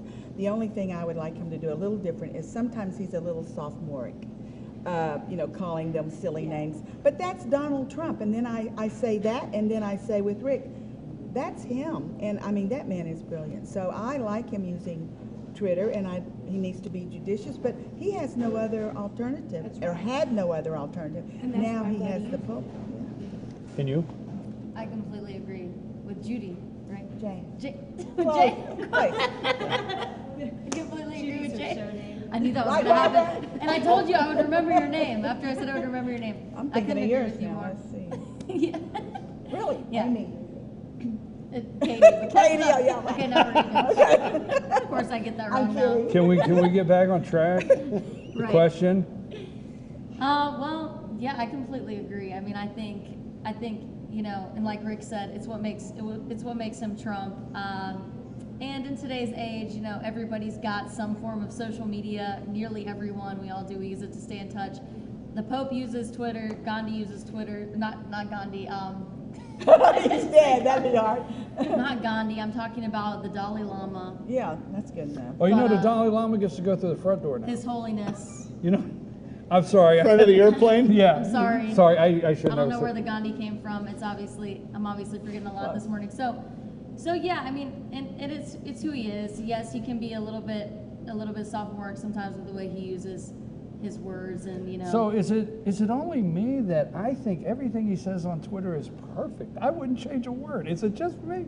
I wouldn't change It it. cracks me up though. I think it opens up a lot of conversation, and I think he will become a little bit more refined as he will in the role itself. You know. But we love it. That's what we love about him, right? That's part Well, of I think that's what we started right over here. Yeah. It's exactly is right over here. But you know, when you say that, and we're watching President-elect Donald Trump depart St. John's Church, and now they will be headed towards meeting with President Obama and Michelle Obama at the White House for tea, and then on to the Capitol. So that'll really about 10:45, getting close to 11 o'clock. Let me wrap this up to Twitter. I've said this to you, and I like, because we're fetchyournews.com, and I like down here in Blue Ridge, Georgia, I will put Twitter on in the morning. Or at 3 a.m. I'll go to Twitter. Yes, I say, yes, I do, okay? Like Donald Trump, tweets at 3, I go there at 3 a.m. But see, the thing they do not like, we'll just leave it at that, is fetchyournews.com and Blue Ridge, I can report to you the very second, just like any major network, what the President of the United States or President-elect says, just right there. And I do that. Every morning on the show, I put it up, and if something comes in like that, they do not like that. I am able to report that to you as well, and the media, we'll leave the mainstream media, we won't call them names today unless you guys want to, but they want that filter of them to the people. How many followers does he have? Oh, they say when he tweets, he hits 20 million plus immediately. That's his constituents. Right, That's the exactly. base. He's talking directly to those that voted for him. I know this. He says to him. He says the word Chevy, they decide to invest here. He says the word Boeing, they show up for 2 meetings in a row. And you know what? I don't see lobbyists. I don't see lobbyists. He says Boeing, they show up for 2 meetings in a row. He says something, and they show up for the meeting, and next thing you know, they're saving money. So I'm okay. I'm okay with the Twitter. I think as president of the United States, in a little over a couple hours, maybe the Twitter feed could more presidential. But you know, if he tweets, that is presidential. He's going to make it presidential. And He is. Two things. One is, one of the most enjoyable 15 minutes I had was watching a montage of CNN's fake news. Remember the 2 guys on top of the building in Atlanta saying they were in Afghanistan and they were putting on gas masks, and CNN said they were in Afghanistan, and they were caught with that. There were 2 women talking. They were supposed to be in different cities. They were in the same parking lot. The same car went by. I really enjoyed that, all put in front of everyone. I guess Fox News did that. I got a question of you. What? Any more pardons before noon? Yes. You think? Are you waiting on the big one? I don't know. Do you believe he'll do the big one? I don't think so. I don't know. You're catching me off guard. I'm supposed to be running the place. I don't think so. I don't know. I have. You know what I did in the last week when he did? President Obama did his farewell tour 97 times. I watched none of it. People say, somebody even sent me a message that you're supposed to be watching the news. You're supposed to be keeping up. I don't want to watch this. I mean, what do I want to see? What do I want to see? I'm not getting in the weeds of the pardon. If he's left the Oval Office, for the last time as we've watched, that he's left the Oval Office with the pardon on his desk. I doubt on his way to the Capitol he's going to pardon. When you say the big one, are you looking for who? Snowden, Hillary? No, he won't pardon Hillary. He won't pardon Hillary. But okay, we're going to have. I've got about 20 minutes. I can't see a clock. Anybody see what time it is? Lonnie, I got 12. You could say it. I don't. 9:45. 9:35. 9:35. Okay. Parting thoughts. Happy days are here. Happy days are here. Party thoughts? The people who aren't with him are going to be with him in maybe even 100 days. But the young ones that are here, thank you, and more are going to come. He is going to I hope he's put a absolutely good speech together. unify this country. He will do it. I think people aren't going to know what hit them. They're going to be so surprised that someone can be the president and actually make something happen. Yeah, he's going to do it. Parting thought? I agree with that. I think, you know, it's a time. I had something that I was going to say and I lost it, but I think everybody's ready to start, you know, getting things moving again and making America great again and getting back to capitalism and making sure that we cultivate that. And if you find what you lost, you want a parting right. thought? Oh, I do remember what I was Oh, going to say. well, jump. Whoa, oh, glad you found it. Yes, everyone needs to support Trump. I mean, he is our commander in chief now. It's all important that we come together, because united we stand, divided we fall. So I think it's very important that we all stick together and support Trump, and also call him out if you don't feel like he's doing what he's saying he's doing. It's our job to participate in the republic. So. Would you like to share a final? I just think it's very exciting, and I know, Brian, you promote the the idea of bringing it local, right? Being locally active in your community. I agree. I agree. Thank you very much. Here's my final thought. They put Donald Trump, they continue to put Donald Trump in the billionaire box as though he's always lived this sheltered life. But I know where Donald Trump's from, and I'm going to tell you what's going to shock people. He understands the inner city. This guy's never left the inner city. His limo, they may say he's lived in a limousine life. It has gone through some very terrible neighborhoods. Donald Trump knows the inner city. You are going to be shocked on how sincere he is on returning the inner cities to prosperity. I will say it, I will step out and say it. We have taken all inner cities in the United States and we've carved out a couple blocks and we've put billion-dollar stadiums and we have those as the shining pinnacles of these cities like they're awesome and they're coming back. Walk 2 blocks over from those shining streets and you're no longer safe again. All right? So he understands inner cities. You will be shocked at what happens in the inner cities of this country because you're getting ready to have, strangely enough, I'm not being negative, but Barack Obama from Chicago, black, did not understand the inner city quite as well as Donald Trump. You're going to be shocked. And second, I do think you're going to see and hear something from him today that is not of the norm. I do think he's going to say something. I do think he's a ad-lib kind of guy, and I think we're in for an inauguration that is going to be in the history books. That's just my thought.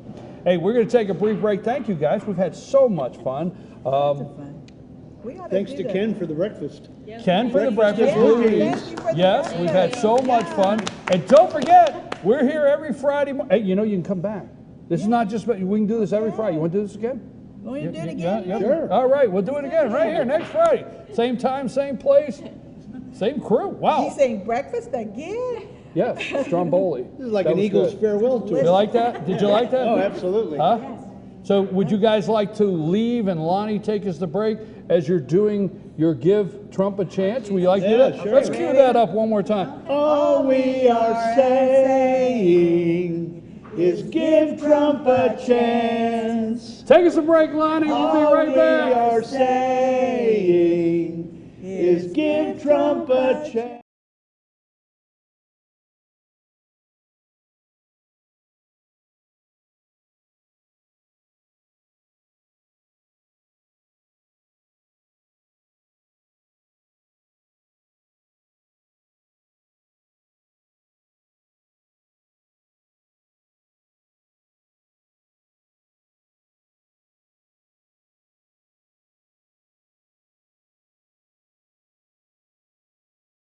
It's a new year, new you at Schottenkirk Ford Jasper. Ring in the new year with huge deals on a brand new Ford. Right now, get exceptional offers like 0% financing plus a $1,500 factory rebate on a new 2017 Ford F-150 XLT. Or get 0% financing plus a $1,000 factory rebate on a new 2017 Ford Explorer. Make your resolution a reality during the New Year, New You sales event at Schottenkirk Ford Jasper, home of the Schottenkirk Customer Guarantee. Visit us online at SchottenkirkFordJasper.com.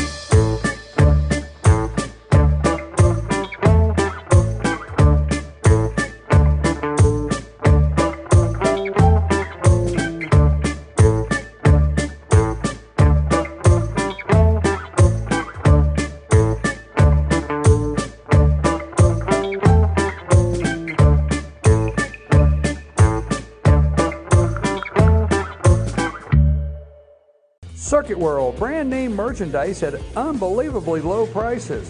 Furniture, appliances, and electronics. Circuit World is locally owned and operated, serving the tri-state area.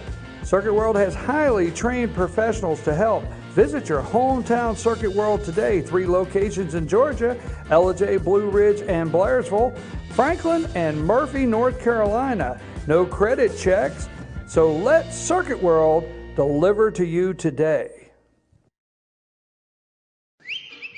El Rey in Ellijay. El Rey Mexican Restaurant. Family owned and operated and a local favorite for families, parties, and meetings. Great prices. Friendly service and delicious Mexican cuisine. Patio dining available. Come sing in Carlos's Cantina every Friday 9 to 1. Eat in or take away. Same location for 14 years. Open 7 days at the corner of Maddox Drive and 515. North Georgia's favorite Mexican cuisine. El Rey in Ellijay.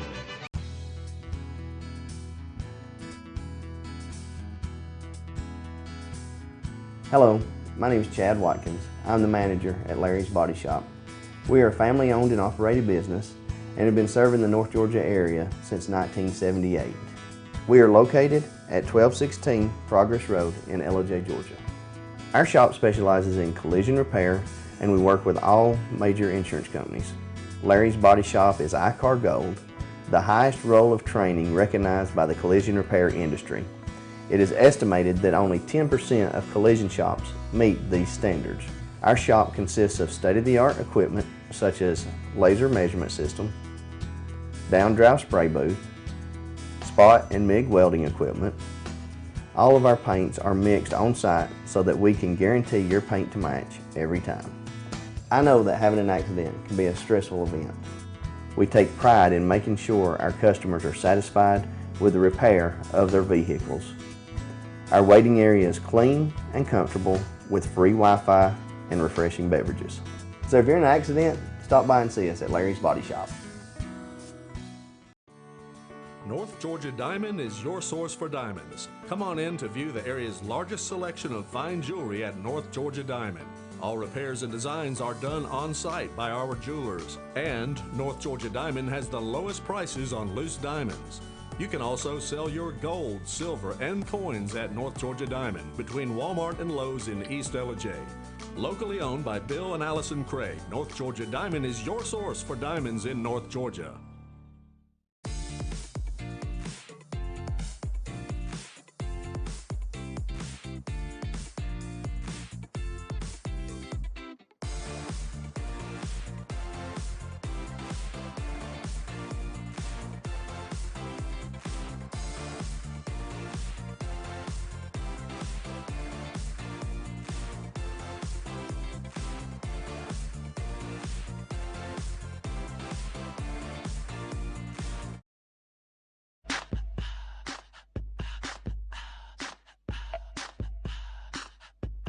What you gonna do with all that junk?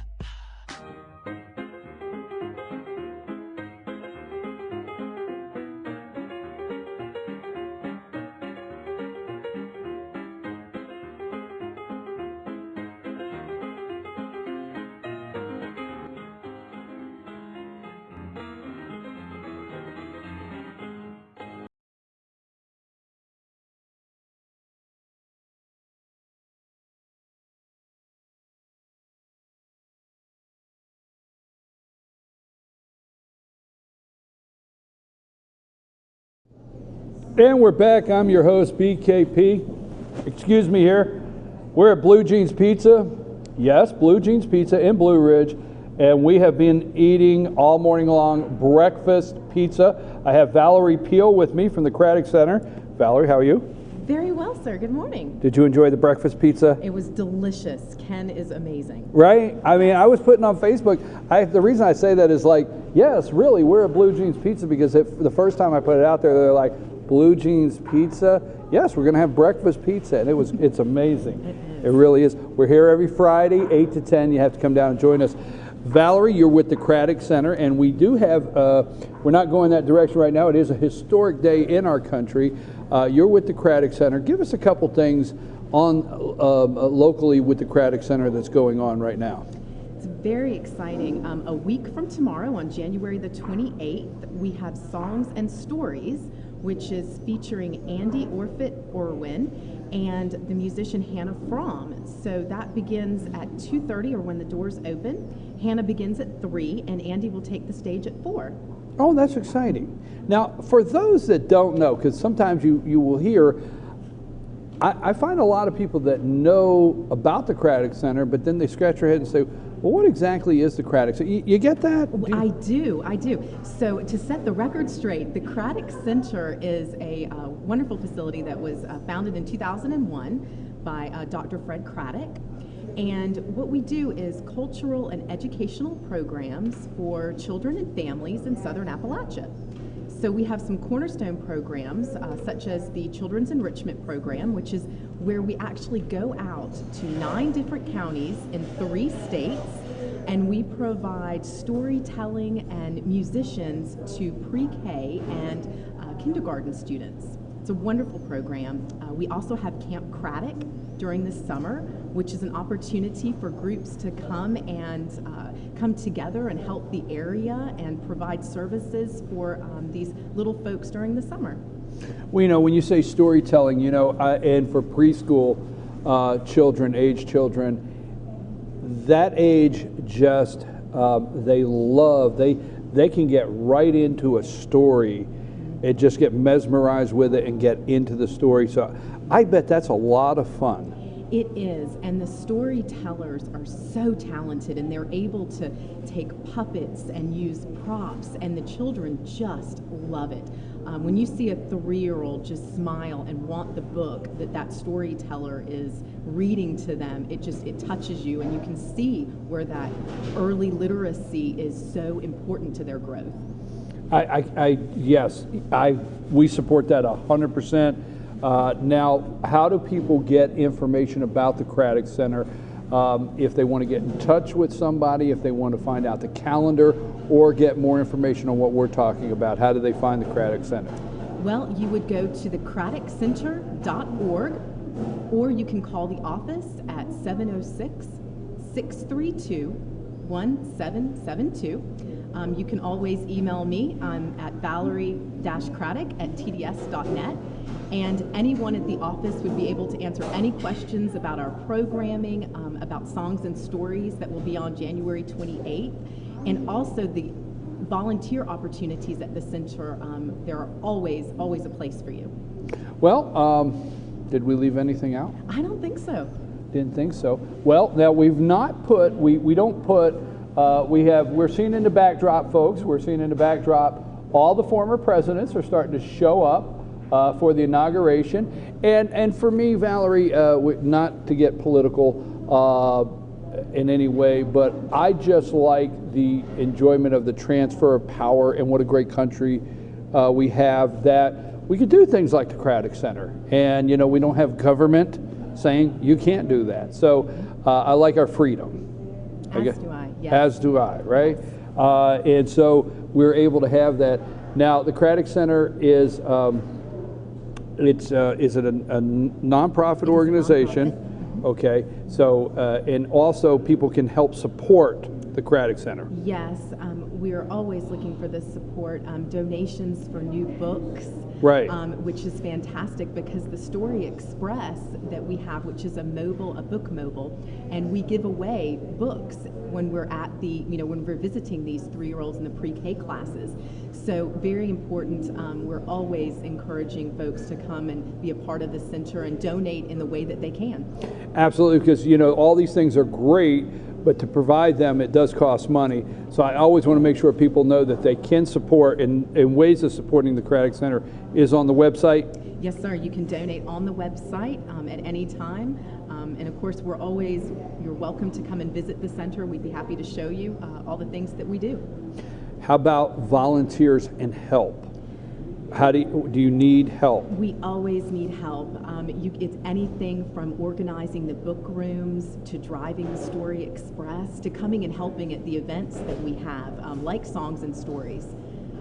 One more time, give us that website so anybody out there that would like to volunteer for the Cratic Center or also donate or attend one of these great events that they have scheduled and find out their calendar, see their calendar. What is the website one more time? It is the craticcenter.org.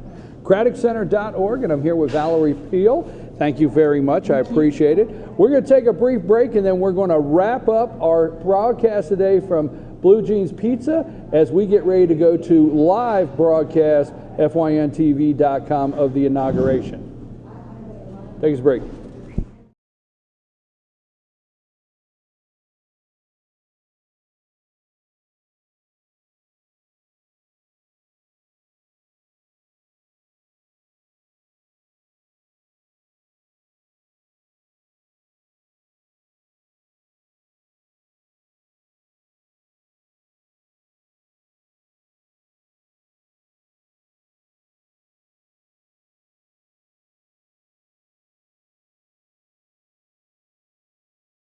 It's a new year, new you at Schottenkirk Ford Jasper. Ring in the new year with huge deals on a brand new Ford. Right now, get exceptional offers like 0% financing plus a $1,500 factory rebate on a new 2017 Ford F-150 XLT. Or get 0% financing plus a $1,000 factory rebate on a new 2017 Ford Explorer. Make your resolution a reality during the New Year, New You sales event at Schottenkirk Ford Jasper, home of the Schottenkirk Customer Guarantee. Visit us online at schottenkirkfordjasper.com.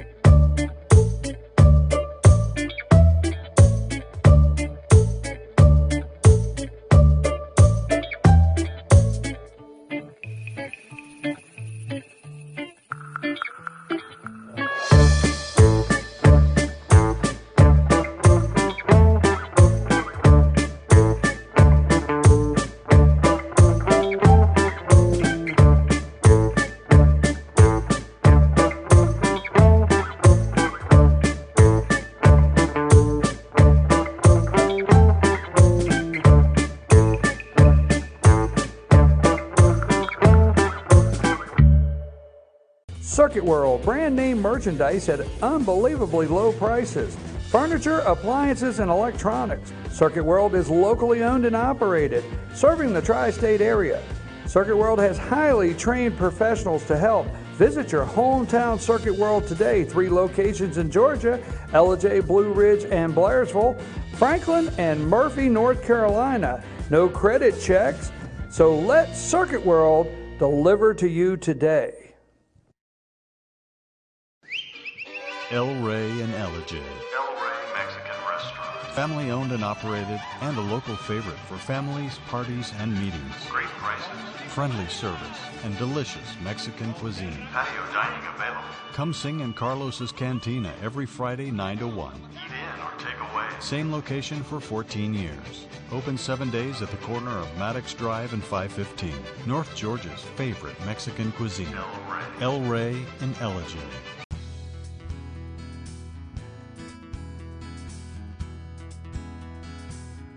Hello, my name is Chad Watkins. I'm the manager at Larry's Body Shop. We are a family-owned and operated business and have been serving the North Georgia area since 1978. We are located at 1216 Progress Road in LOJ, Georgia. Our shop specializes in collision repair and we work with all major insurance companies. Larry's Body Shop is ICAR Gold, the highest role of training recognized by the collision repair industry. It is estimated that only 10% of collision shops meet these standards. Our shop consists of state-of-the-art equipment such as laser measurement system, down-drive spray booth, spot and MIG welding equipment. All of our paints are mixed on site so that we can guarantee your paint to match every time. I know that having an accident can be a stressful event. We take pride in making sure our customers are satisfied with the repair of their vehicles. Our waiting area is clean and comfortable with free Wi-Fi and refreshing beverages. So if you're in an accident, stop by and see us at Larry's Body Shop. North Georgia Diamond is your source for diamonds. Come on in to view the area's largest selection of fine jewelry at North Georgia Diamond. All repairs and designs are done on site by our jewelers. And North Georgia Diamond has the lowest prices on loose diamonds. You can also sell your gold, silver, and coins at North Georgia Diamond between Walmart and Lowe's in East LJ. Locally owned by Bill and Allison Craig, North Georgia Diamond is your source for diamonds in North Georgia.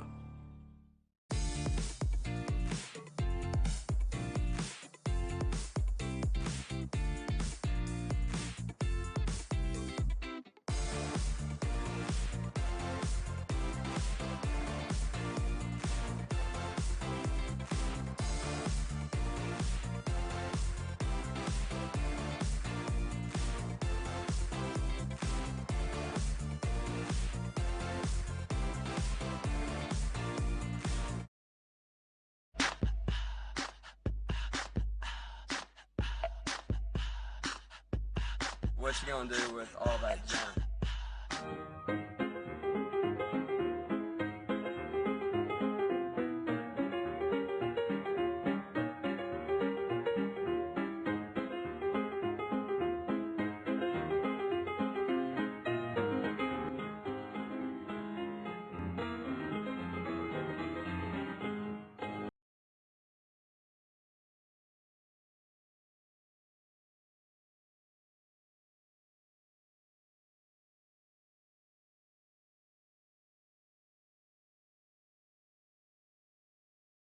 Folks, I'm BKP and we've been coming to you this morning live in Blue Ridge from Blue Jeans Pizza. We want to thank Ken for providing a great breakfast this morning. Breakfast pizza, breakfast stromboli. I'd say it's sometimes we had about 20 in here with our group. We had a great all-star panel, had a lot of fun. But today's a very serious day in America. The transfer of power from one president to our new president. At 12:01, we'll not only have a new president of the United States, Donald J. Trump, we will have a new commander-in-chief. So I know you're glued to the TV watching this great transfer between one president to another in this country. We're getting ready for the Katie Sini show, all right? I'm your host, BKP. We will be back Monday morning at 8 a.m. Don't forget the Gilmer Park and Rec basketball tournament all day tomorrow. Will be live, FYNTV.com. At 10:45, come back to FYNTV.com and we will stream live the inauguration. It's now time for the Katie Sini show. Stay with us. Thank you for joining us today, by the way. Take us out of here, Lonnie.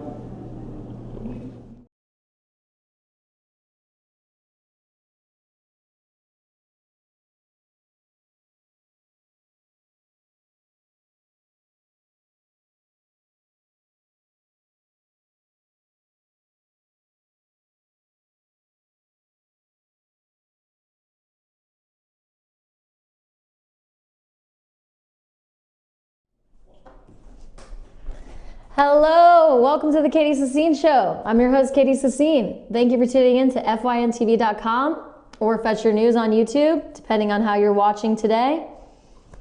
And thank you on the double if you're tuning in live. And I would like to review, I know I'm saying a lot of us, I get really antsy about Fridays. you know, it makes me very excited for the weekend. But, you know, there's a lot of stuff going on that we need to address in this show. So it's time to get serious. We talked about the microchip implants and how those have started to become integrated in society and under the grounds that they have. We're going to get more technical with it in this episode. We talked about HR 4919, and we're going to review that. And we talked about how NBC predicted that everyone would be required to wear a microchip by 2017, and now it's come to fruition. With Kevin and Avante's Law of 2016, aka the Missing Americans Alert Program of 2016, that passed in the House on December 8th while we were all getting ready for Christmas, it ruled that people with developmental disabilities, with autism and Alzheimer's, can be implanted with a microchip lawfully. And this is in order to protect them. It's for their security. But the problem that I have with this act is that, well, the title alone, like I said earlier, the title says Missing Americans. It does not specify particular developmental disabilities. It categorizes autism and all developmental disabilities on the same par as Alzheimer's regarding someone going missing. I don't think I have the same chance of going missing as someone with dementia, but the government doesn't believe that. So for whatever reason, they deem this necessary, they deem it lawful. I don't agree. Of course, the majority of representatives that passed this bill were liberal.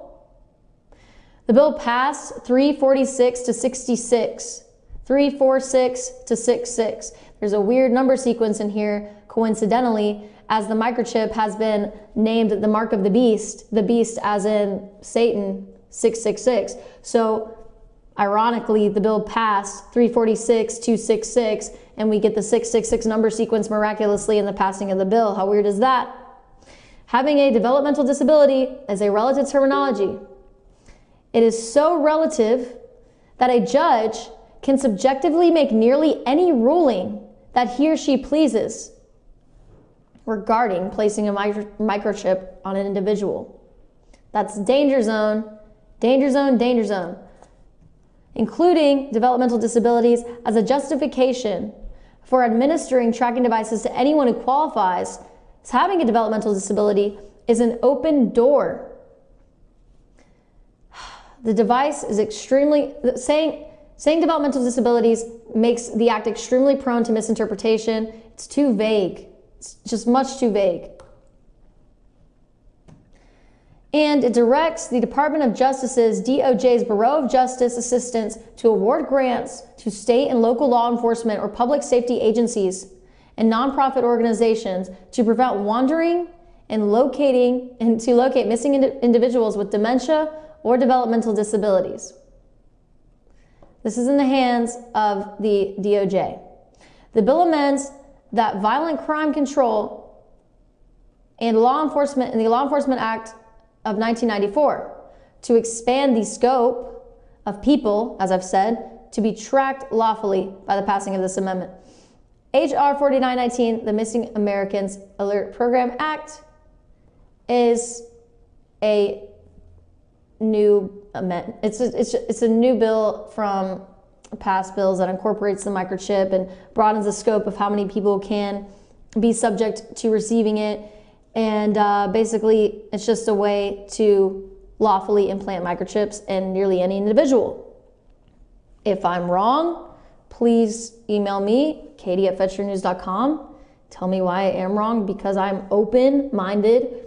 I am not closed-minded to the possibilities. I'm just reading the act, and it seems a little bit dodgy. Seems a little bit questionable. Title 3, Privacy Protections of the Act, Section 302 states that DOJ must establish and certain grant recipients must comply with standards and best practices related to the use of tracking technology to locate missing individuals with dementia or developmental disabilities. So people are receiving grants for this stuff.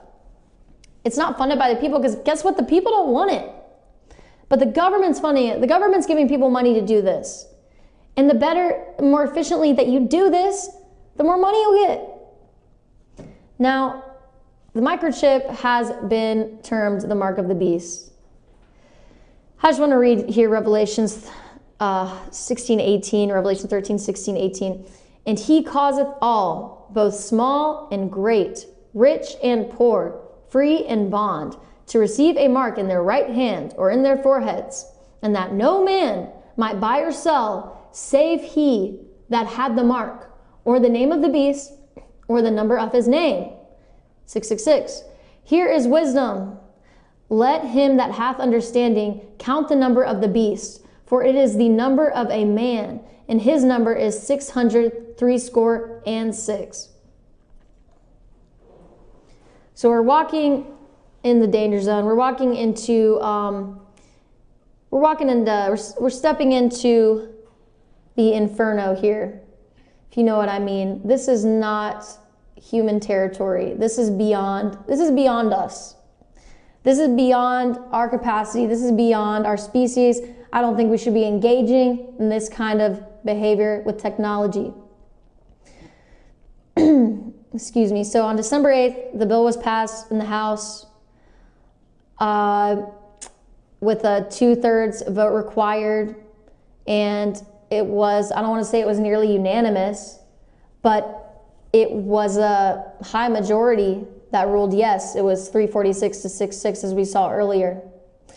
And the bill was introduced 8 months prior in April of 2016, so it didn't take too long. I think it's very strange how when the ACA came out, there was this big rumor that it was going to require microchips. And if you go to obamacarefacts.gov, it refutes that. It says there's questions and answers. When you look up the facts on obamacare.gov, you can see the facts of Obamacare. And the question is, what is the truth behind the Obamacare microchip implant rumor? We look at the truth behind the Obamacare, RFID chip myth that claims the Affordable Care Act contains mandatory chip implants and data collection. But this is deemed as a rumor. Said the rumor was spread by email and is a claim that wording from the Affordable Care Act, the official name for Obamacare, contains a section that requires the implantation of a RFID chip in all Americans by a certain date and allows for data collection from those devices. I don't know. I couldn't find the wording in the Affordable Care Act that spawned these rumors, but this is the best explanation that ObamacareFacts.gov gives us, and it's a sorry excuse.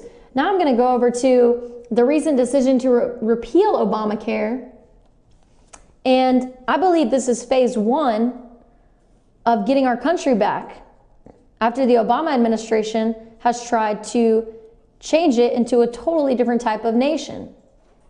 And obviously we all know a socialized nation, which we are not. And part of socialization is more government control. And here's phase 1 of repealing Obamacare. It went to the House of Representatives yesterday, and I do believe, personally, the ACA should have actually been affordable for the average American.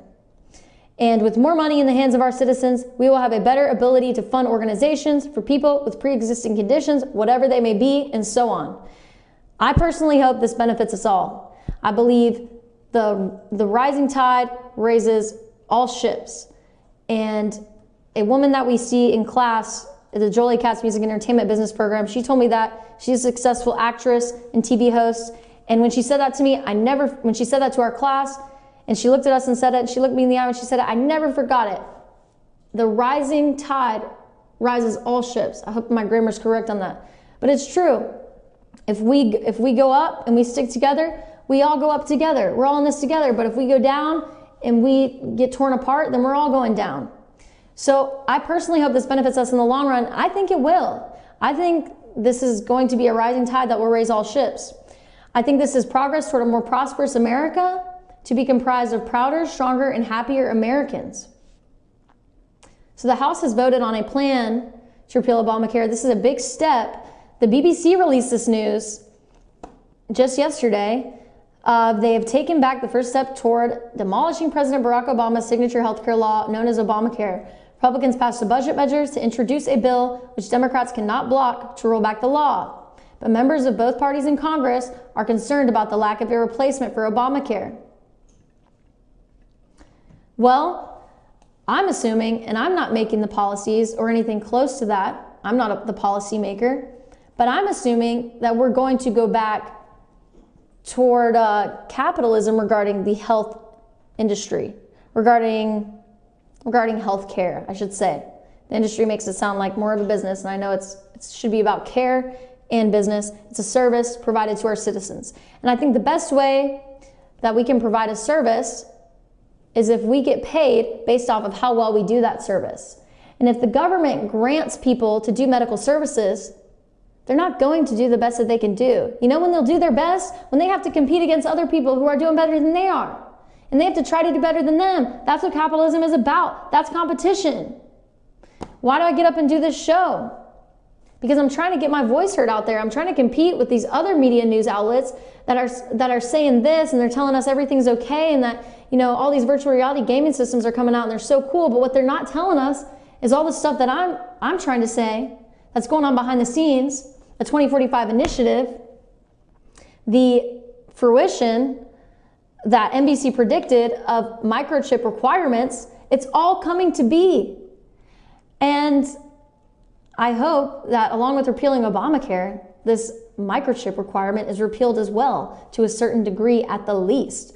I want to get into Mr. Trump's opinion on this. I've had a hard time being able to research and find exact information on what Trump thinks about this, so I was not able to gather his opinion on this information. But I'm sure with reasonable discussion, he'd be able to see things the way I see them, as he is a conservative who believes in our constitutional rights, and our rights to privacy, and our freedom. And as anyone can see, this microchip poses a huge privacy issue. It's freedom versus security. I choose freedom. Anyway, we got a break. We're running out of time. You're watching the Katie Sini Show. I want to thank you for tuning in today for our final episode of week number 3. And please tune in next week with us every Monday through Friday at 10 a.m. on FYNTV.com or on YouTube at Fetch Your News. Thank you.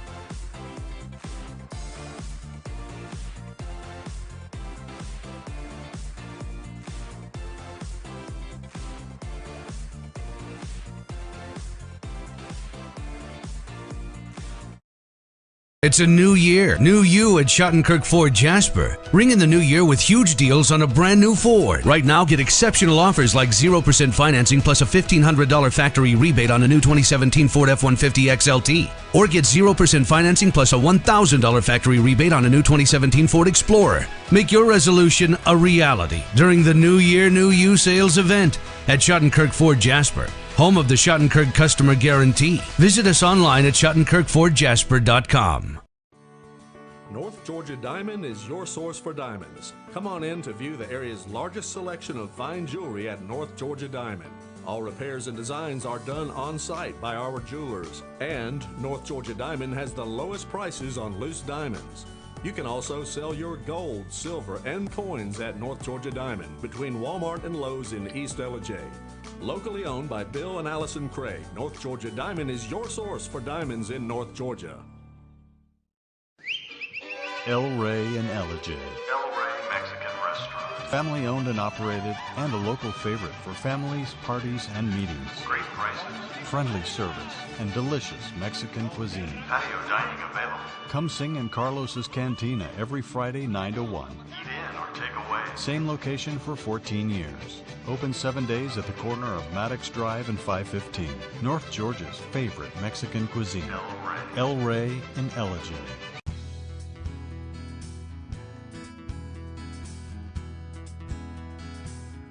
Hello, my name is Chad Watkins. I'm the manager at Larry's Body Shop. We are a family-owned and operated business and have been serving the North Georgia area since 1978. We are located at 1216 Progress Road in LJ, Georgia. Our shop specializes in collision repair and we work with all major insurance companies. Larry's Body Shop is ICAR Gold, the highest role of training recognized by the collision repair industry. It is estimated that only 10% of collision shops meet these standards. Our shop consists of state-of-the-art equipment such as laser measurement system, down-drive spray booth, spot and MIG welding equipment. All of our paints are mixed on site so that we can guarantee your paint to match every time.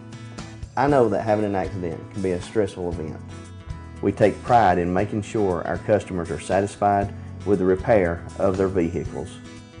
Our waiting area is clean and comfortable with free Wi-Fi and refreshing beverages. So if you're in an accident, stop by and see us at Larry's Body Shop.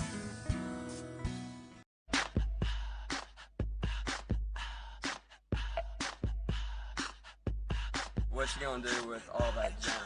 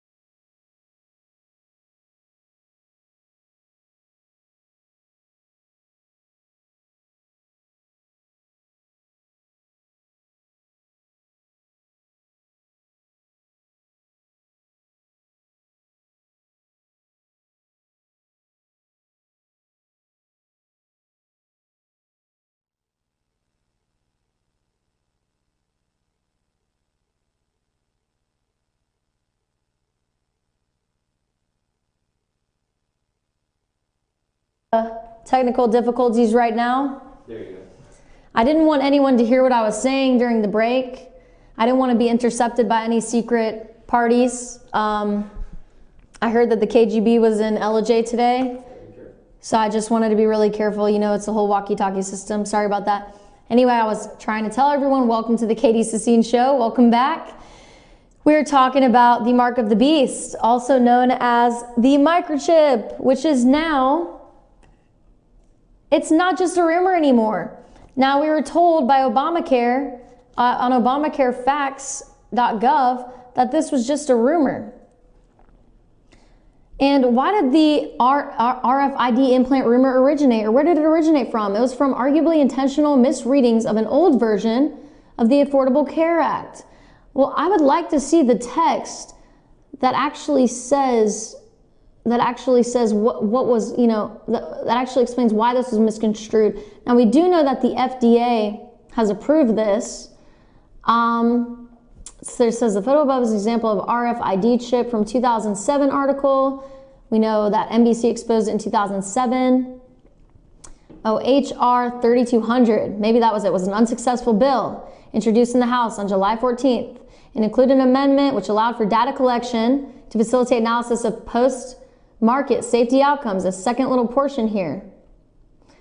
And RFID is classified as a class 2, as the data is from class 2 devices. Oh my gosh. So there you go. There you go. That was no rumor, people. That was no rumor. Wow. Obamacare.gov lied to everyone.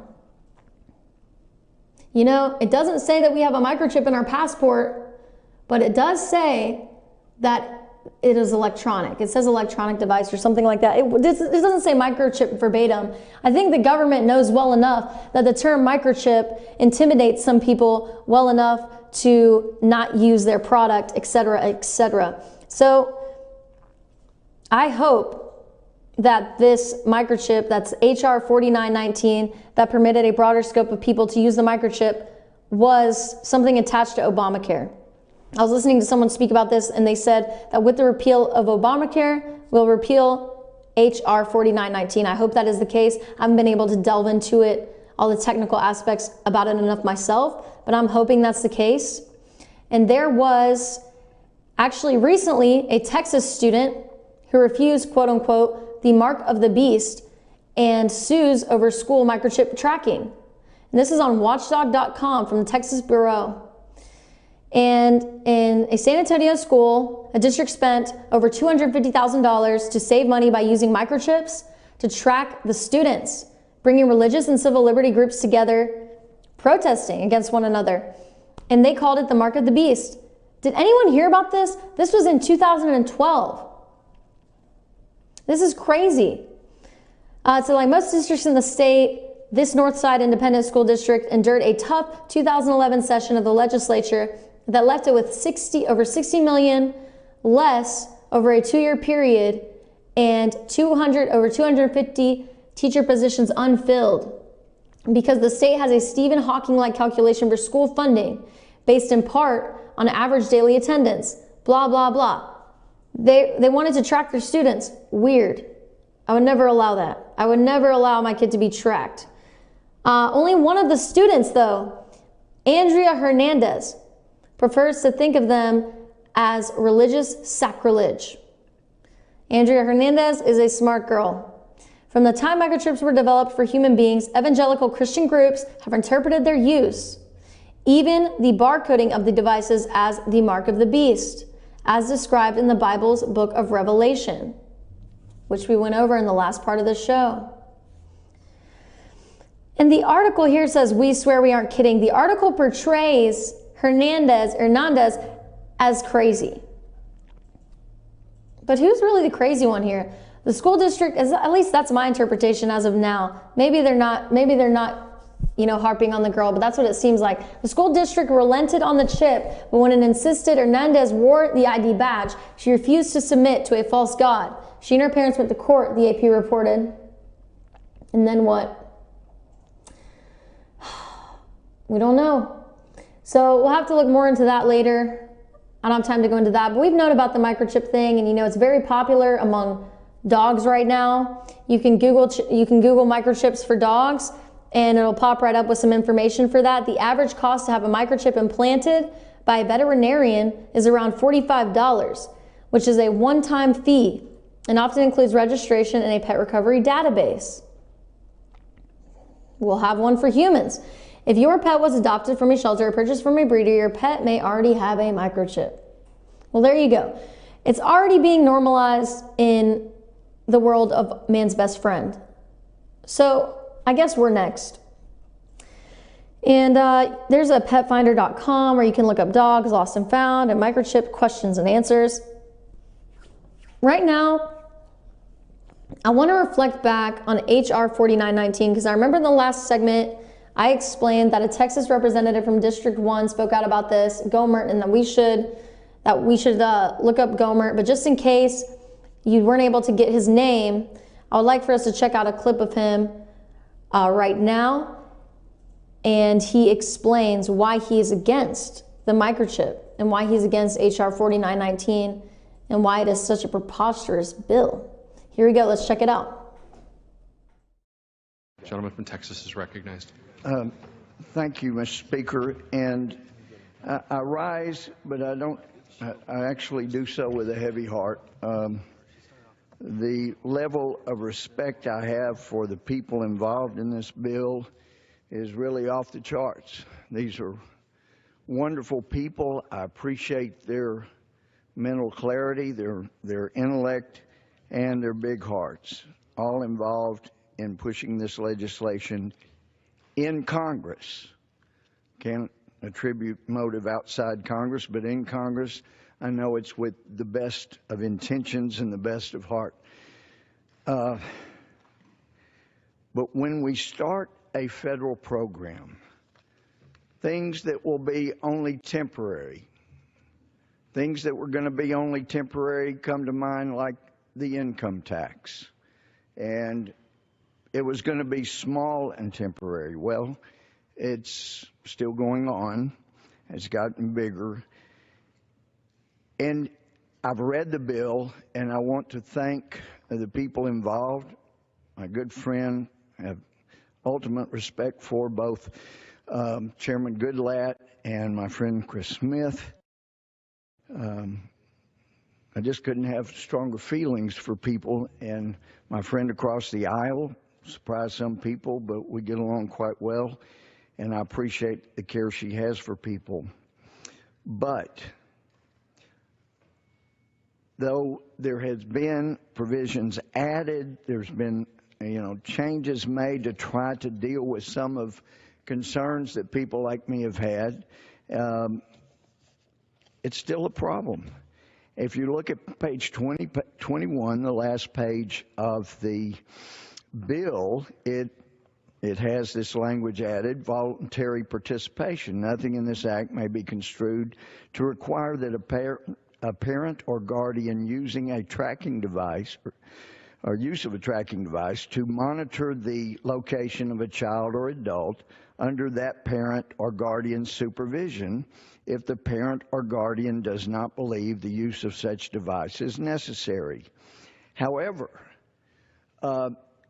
and frankly, I looked at making a provision like that and asking that it be in the bill.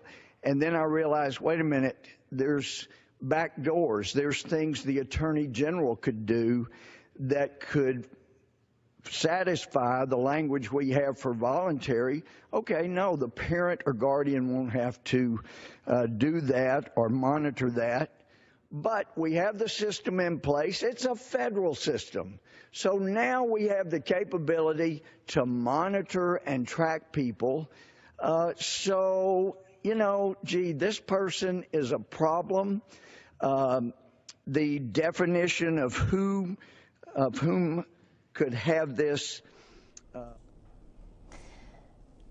That was Louis Gomer teaching us a little bit about the implications of this act, HR 4919, the Missing Americans, was it the Missing Americans Protection Act? I can't remember. Oh, Missing Americans Alert Program Act.